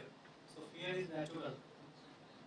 So fear will come, and what I feel, when you have the feeling of fear and when you have the courage to take risk and to overcome that fear, that makes you the real leader. So if we talk about leadership currently, Indian Institute of Management Sambalpur, we have a distinguished leader, our director Professor Mahadev Jaiswal. initiative of implementing AI teaching in the classroom, and we have become the first management institute to introduce AI in teaching in the classroom. And almost 30% of the courses are now having AI teaching. So out of 20 sessions, at least 4 sessions are being taken by AI. So in the age of AI, when we see that many are condemning the use of AI, even in research, we see we have to give declarations about AI use in writing research papers. What I feel, AI use is very important, but to the ethical level. If you are using ethically, the AI is a wonderful tool and it will take you to the level of leadership. If, when we talk about leadership, it is not about always that you are leading a team. Building teams are also a kind of leadership. If you become leader, at the same time you build a team, you build different leaders, that will build real resilience. Because if only one man show is going on, if you are a great leader but you are not building teams, you are not building leaders beyond that level, then as you collapse, your organization will collapse. So in order to become resilient, you must grow together with your team and not alone. So at the end, I will again say my thanks to the organizing committee of this conference, Professor Anukul Hyde, who has been in contact with me since September 2025, Professor Jatin Kumar Jaiswal, who has been coordinating all the details of the sessions, the overall PIMR team for felicitating me with this award. Thank you all of you. Thank you so much, Dr. Pandey, for that humble address. And I'm sure the young researchers will see you as their role model in their upcoming research endeavors. Thank you so much. We now proceed to the next segment, which is the release of conference souvenir, which captures the sense of PICOM 2026 and serves as a lasting academic record of this prestigious international gathering. May I call upon the team behind the souvenir, CS Dr. Pratima Jain and Dr. Nandan Velarkar, for the formal release of the conference souvenir, requesting all the esteemed dignitaries on the dais to kindly do the honors along with the team.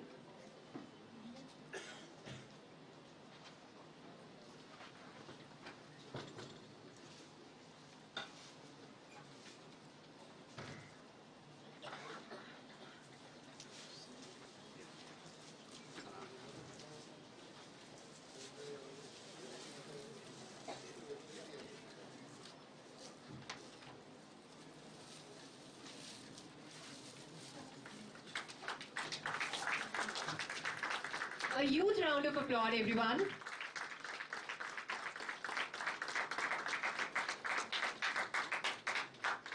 Many congratulations.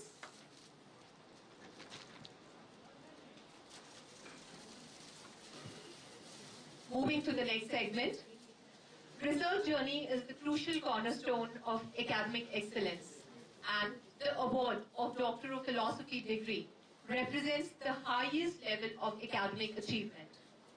It gives us immense pleasure to announce the PhD awardees of the PIMR Research Center who has successfully been awarded the doctoral degree during this academic year. These doctoral scholars have demonstrated rigorous research capability, intellectual depth, and sustained academic commitment, contributing meaningfully to the advancement of knowledge. I'll call upon the awardees. Dr. Garima Srivastav Jain, under the supervision of Dr. Manisha Singhai. The title of the PhD thesis is A Study of Effect of Emotional Intelligence on Academic Stress and Performance of B-School Students. Next would be Dr. Yogesh Mahajan in line.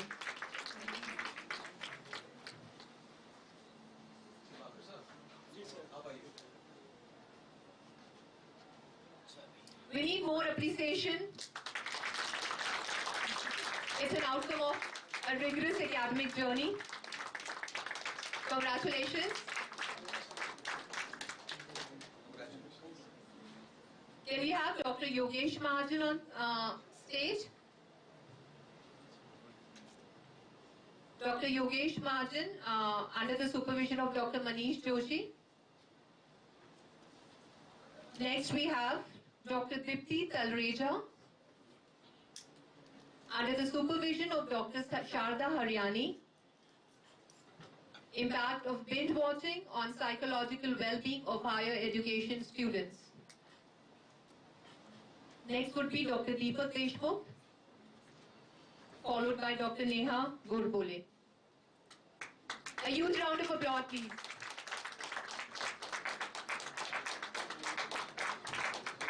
Congratulations, Dr. Dipti. Can we have Dr. Deepak Deshmukh?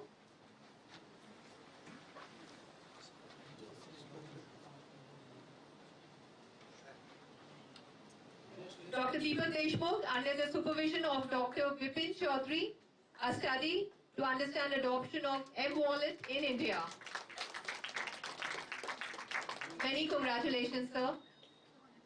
Dr. Neha Gorbole, under the supervision of Dr. Pragya Jarolia and Dr. Deepak Jarolia. Impact of emotional intelligence and job satisfaction on work-life balance of managers.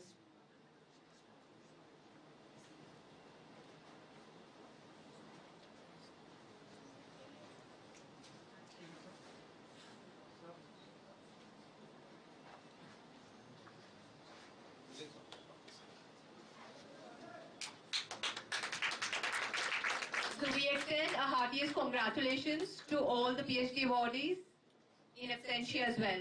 Thank you so much, dignitaries, for the honors. And we wish all the supervisors for their relentless efforts, and also the PIMR Research Center for this addition to their list of PhDs. Moving ahead, we take this opportunity to recognize and honor long-standing commitment and institutional loyalty. The loyalty awards are being conferred upon faculty and staff members who have completed 25 years and 10 years of their dedicated association with the institution. I'll start with 25 years. मैं यहाँ पे आमंत्रित करना चाहूँगी उन staff members को जिन्होंने संस्थान में 25 वर्ष पूर्ण करे हैं और अपने समर्पण से एक नई मिसाल कायम करी है। मैं बुलाना चाहूँगी श्री सरदार सिंह चौहान पीजी कैंपस से,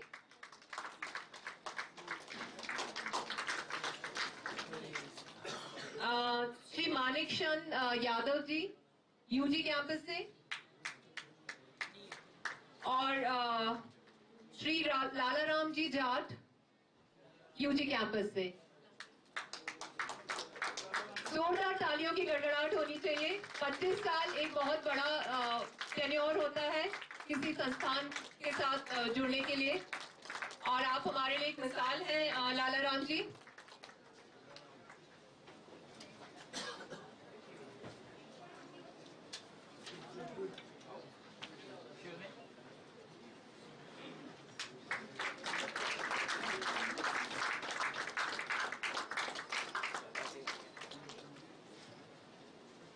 सरदार सिंह जी, आप कृपया मंच पर पधारें।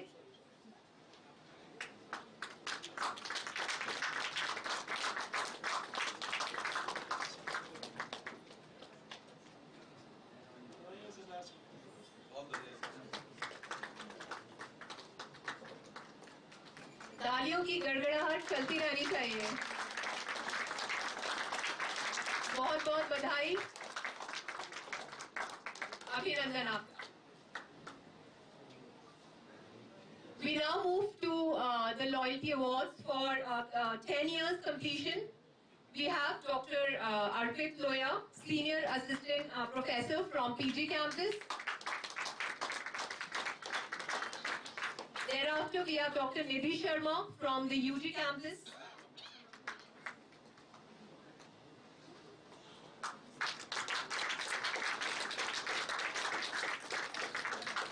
Many congratulations, Dr. Arpit Loya.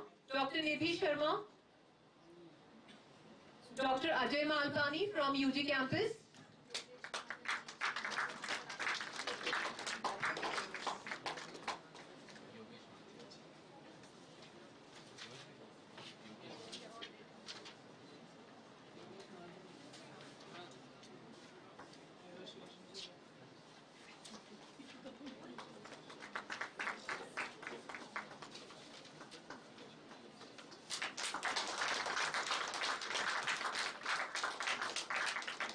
Mr. Kamlesh Jain, Assistant Professor, Department of Law,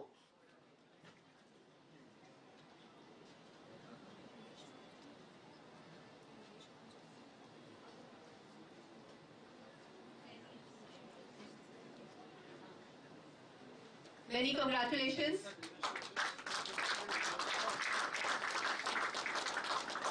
We are staff members, Mr. Om Prakash Mandloi, Senior Lab Assistant, IT Cell, UG campus se.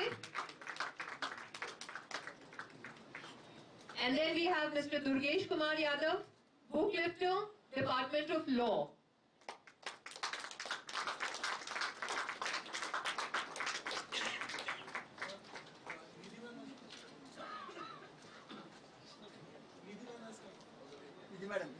Dr. Nidhi Sharma from undergraduate campus.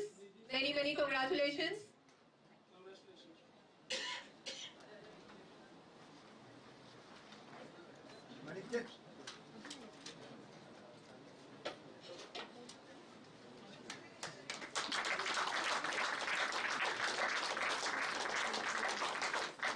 Congratulations to everyone.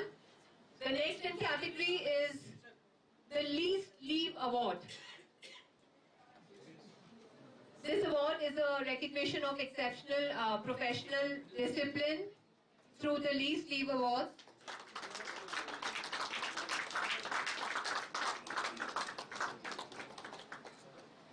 ये उन व्यक्तियों को सम्मानित करता है जिन्होंने अपने कार्य निष्ठा और अनुकरणीय आचरण से संस्था को निरंतर सशक्त किया है। पीजी कैंपस से श्री सागर यादव जी, ऑफिस बॉय।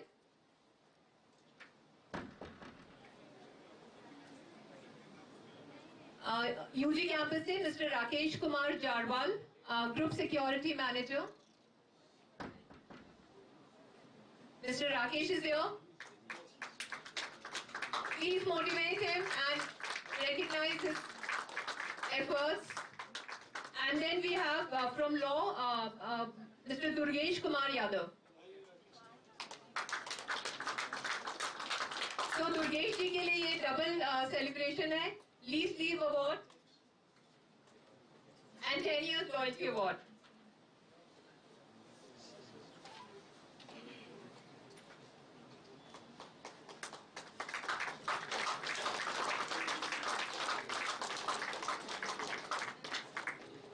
तो एक बार जोरदार ताली हमारे सारे अवॉर्डीज के लिए और thank you to all the dignitaries kindly be seated So we move to another accomplishment that is the release of a book authored by our faculty member Dr. Pranay Karnik.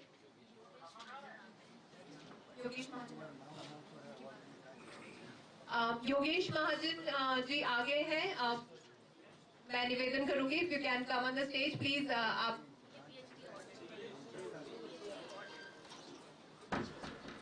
PhD award Yogesh Mahajan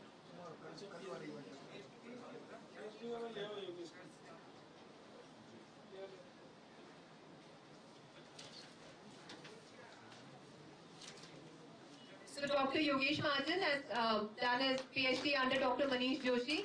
Many, many congratulations.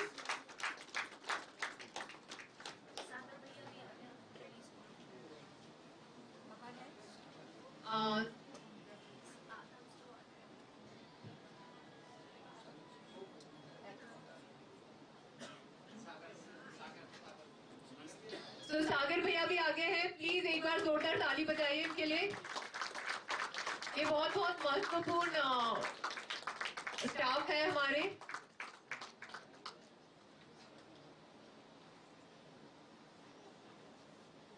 आपको बहुत बहुत बधाई सागर भैया।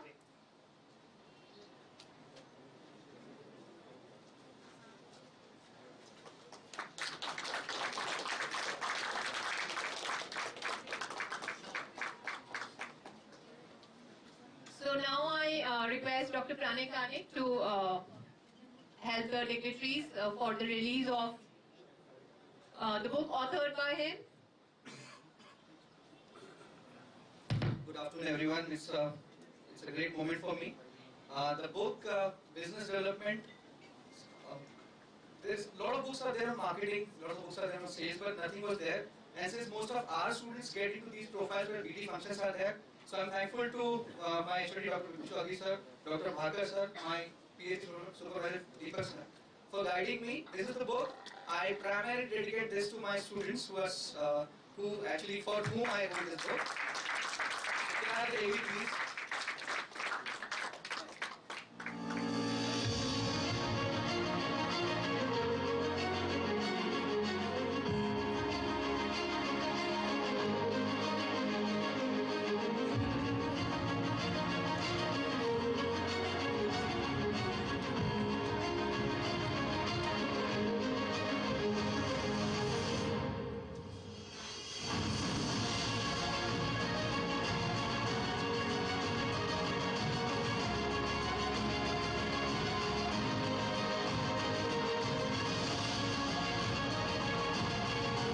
Thank you so much, everyone. Thank you.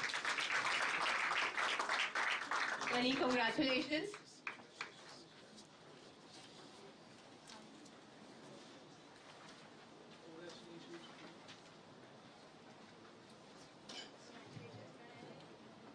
अल्फाज कम पड़ जाएं जिस सम्मान को जताने में, अल्फाज कम पड़ जाएं जिस सम्मान को जताने में, आज वही भाव स्मृति चिन्ह में ढलकर सामने आया है.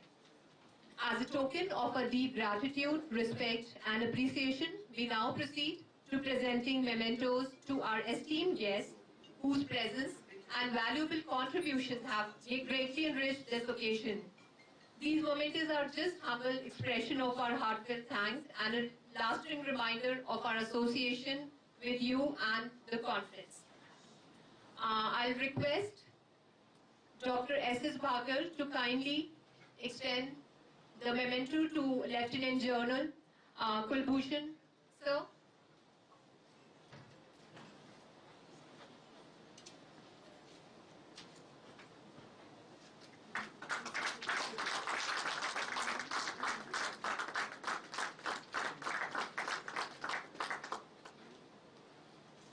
I'll request Dr. Deepak Jarolia to kindly extend gratitude to Dr. Rajneesh Jain.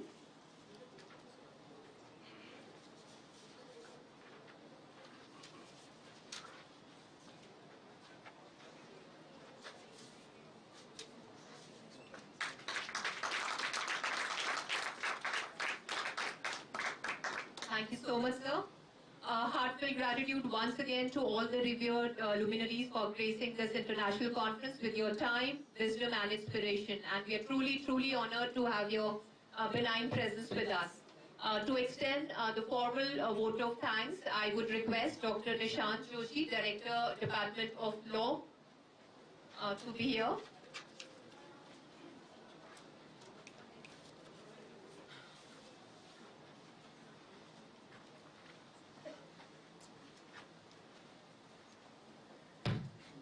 Thank you Pallavi. Actually मैं वो आखिरी इंसान हूँ जिसको सबको फेस करना है, और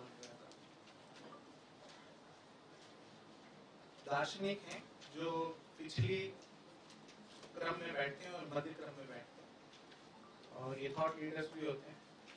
और इनसे मेरे को कुछ समझ में ऐसा आया कि इनका कहना है कि जब सितारे ज्यादा होते हैं तो वो ऊष्मा और ऊर्जा देते भी हैं और लेते भी हैं, और ये जो पिछली क्रम होती है इसमें सबसे ज्यादा दिया और लिया जाता है, और संभवतः जिस तरीके का मंच है उसमें मौज भी सबसे ज्यादा इन्हीं को आती है.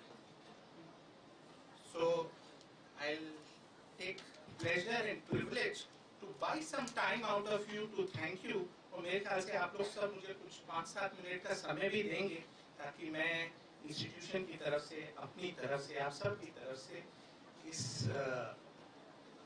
इन सितारों से भरी इस मंच को थैंक्स कह पाऊँ, बिकॉज ग्रैटिट्यूड एक एटीट्यूड होता है और वो हम में है। ये सितारे वो सितारे हैं जो अलग अलग तारामंडलों की सूर्य है। ये इस वक्त यहाँ है, कुछ समय में नहीं होंगे और हम भी यहाँ हैं। इसीलिए ये थैंक यू बोलना भी आसान नहीं है क्योंकि सूर्य को देखा नहीं जा सकता। हुनर सड़कों पर हमेशा करता है, it remains on the road, और किस्मत महलों में राज करती है। पर जो मेहनत और लगन से आगे बढ़ते हैं, दुनिया उन्हीं के सर पर ताज रखती है।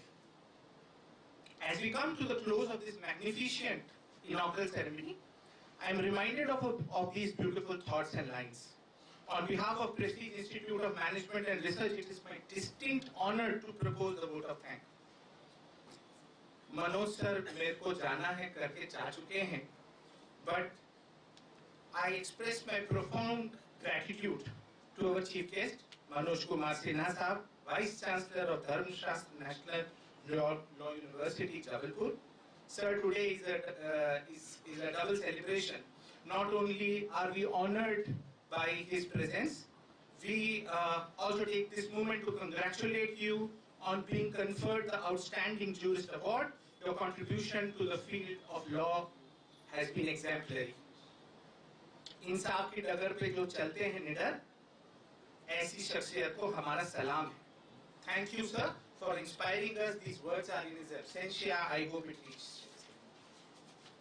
In absentia, I also wish to extend my gratitude to our chairman. मौजूदगी ना होकर भी एहसास आपका बाकी है. राह दिखाने के लिए बस आपका पैगाम ही काफी है. We are deeply grateful to Dr. Davis Jain, Chairman, Prestige Group of Institutions and Industry, Chancellor, Prestige University, and Chairman, Soviet Processors Association of India. Though he could not be present physically due to prior commitments, his heart beats for us and this institution. We extend our special thanks to him for blessing us with his words of wisdom in absentia. His recorded message beautifully portrayed the true essence of resilient leadership. बुलंद हौसले और एक नेक इरादा आपकी शख्सियत के हैं यही वादे. We are privileged to have with us Shri Dipin Jain Sahab, our Vice Chairman of Prestige Education Foundation, Joint Chairman of the Prestige Group of Industries, and Chairman of the Association of Industries, Devas. Sir, despite your heavy engagement with the industrial sector and all the developmental activities that go through the Prestige Group, you spared your valuable time to encourage us today. Your leadership is both in education and industry's guiding force for us. Thank you, sir. We had dignitaries from the French embassy, and I cannot miss to extend my gratitude to both Dr. Vincent and Madam Sophie. We are extremely thankful for them for finding time and attending this conference. We are truly humbled and honored that they considered our institute worthy of the memorandum that we signed today. This partnership is not just a document but a bridge between cultures and knowledge. फासले मिटाकर जो दिलों को जोड़ते हैं, वही तो नए रिश्तों की बुनियाद रखते हैं. Those who erase distances to connect hearts lay the foundation of new relationships. We have with us Dr. Sandeep Poddar, Deputy Vice Chancellor, Research and Innovation, Lincoln University College of Malaysia. Sir, thank you for your for being with us, signing the MOU with us. इल्म की कोई सरहद नहीं होती है और कोशिशों का कोई दायरा नहीं होता है. So thank you so much, sir. We have with us Honorable Lieutenant General Gawaz Sahab with us, CEO Telecom Sector Skill Council, and it was known. It just was enthralling to listen to his paratrooping journey and his days as a paratrooper. Sir, coming from the armed forces, you are a living example of resilience. हवाओं से कह दो अपनी औकात में रहें, हम परों से नहीं हौसलों से उड़ा करते हैं. Thank you for sharing your dynamic perspective, sir. We have with us our own Professor Rajneesh Jain, Chairman Board of Studies, TAVB, and former Secretary UGC. Sir, thank you for always being a lighthouse for our academic journey and guiding us towards excellence. And so many students like me and many who are sitting in this hall. We have with us one of our distinguished alumnus, जो आसमान छूकर भी जमीन से जुड़े रहते हैं, वही लोग वापस आकर अपने आंगन का मान बढ़ाते हैं. We have with us Vijay, National Head, Digital Business, New Initiatives and Special Products, Motilal Oswal Financial Services Limited. Seeing you receiving the Outstanding Alumnus Award brings joy to every heart here. You are the proof of our roots, maybe in Indore, but our branches can touch the sky. Thank you for making your alma mater proud, Vijay. Thank you so much.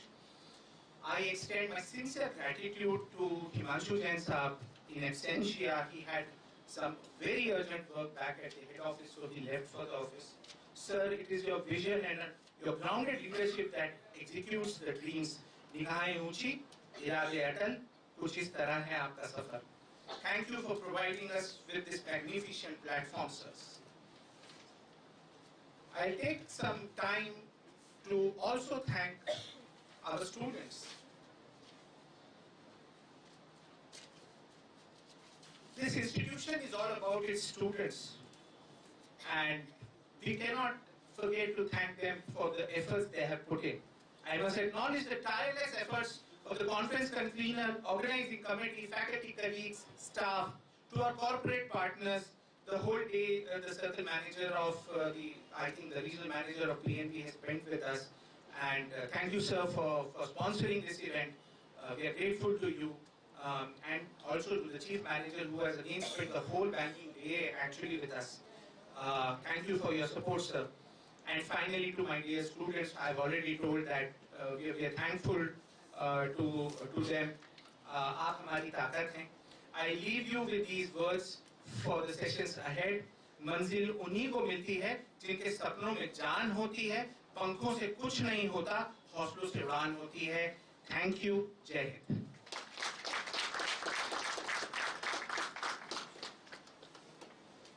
Thank you so much, Dr. Nishant Joshi, for that elaborated vote of thanks, mentioning the contribution of all the members, all the dignitaries, and each and every participant. Thank you so much. So with this, we come to a blissful culmination of this grand inaugural ceremony, marking the opening of PICOM 2026. With the next 2 days promising enriching deliberations, insightful exchanges, and meaningful learnings. So stay tuned. This journey of ideas with openness, curiosity, and a shared commitment to academic excellence. So before we formally culminate the ceremony and all of us proceed for a group photograph in the atrium, followed by a networking lunch, I would like to announce that everyone has to assemble for the editors meet, since we are running a little behind the schedule. So we all assemble by 3 p.m. so that we start on time. We are able to make best of the editors meet. So I'll request, let's all rise for the national anthem as a mark of our deep respect.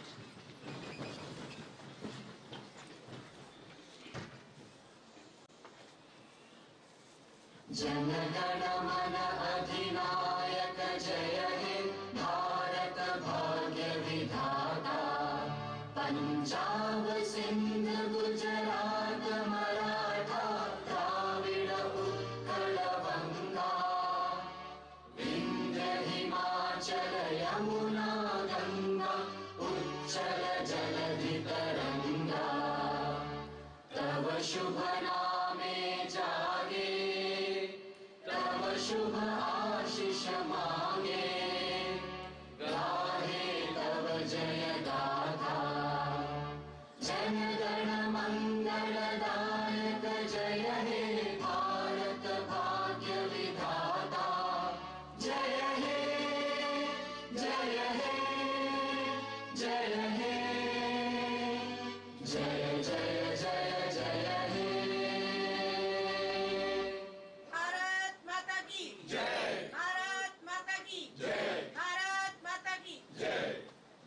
everyone for your time, your patience, and for your participation.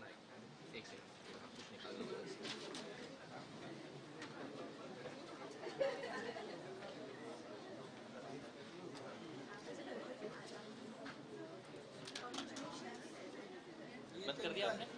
नहीं, अभी stop नहीं कर रहा। Stop कर दो पहले।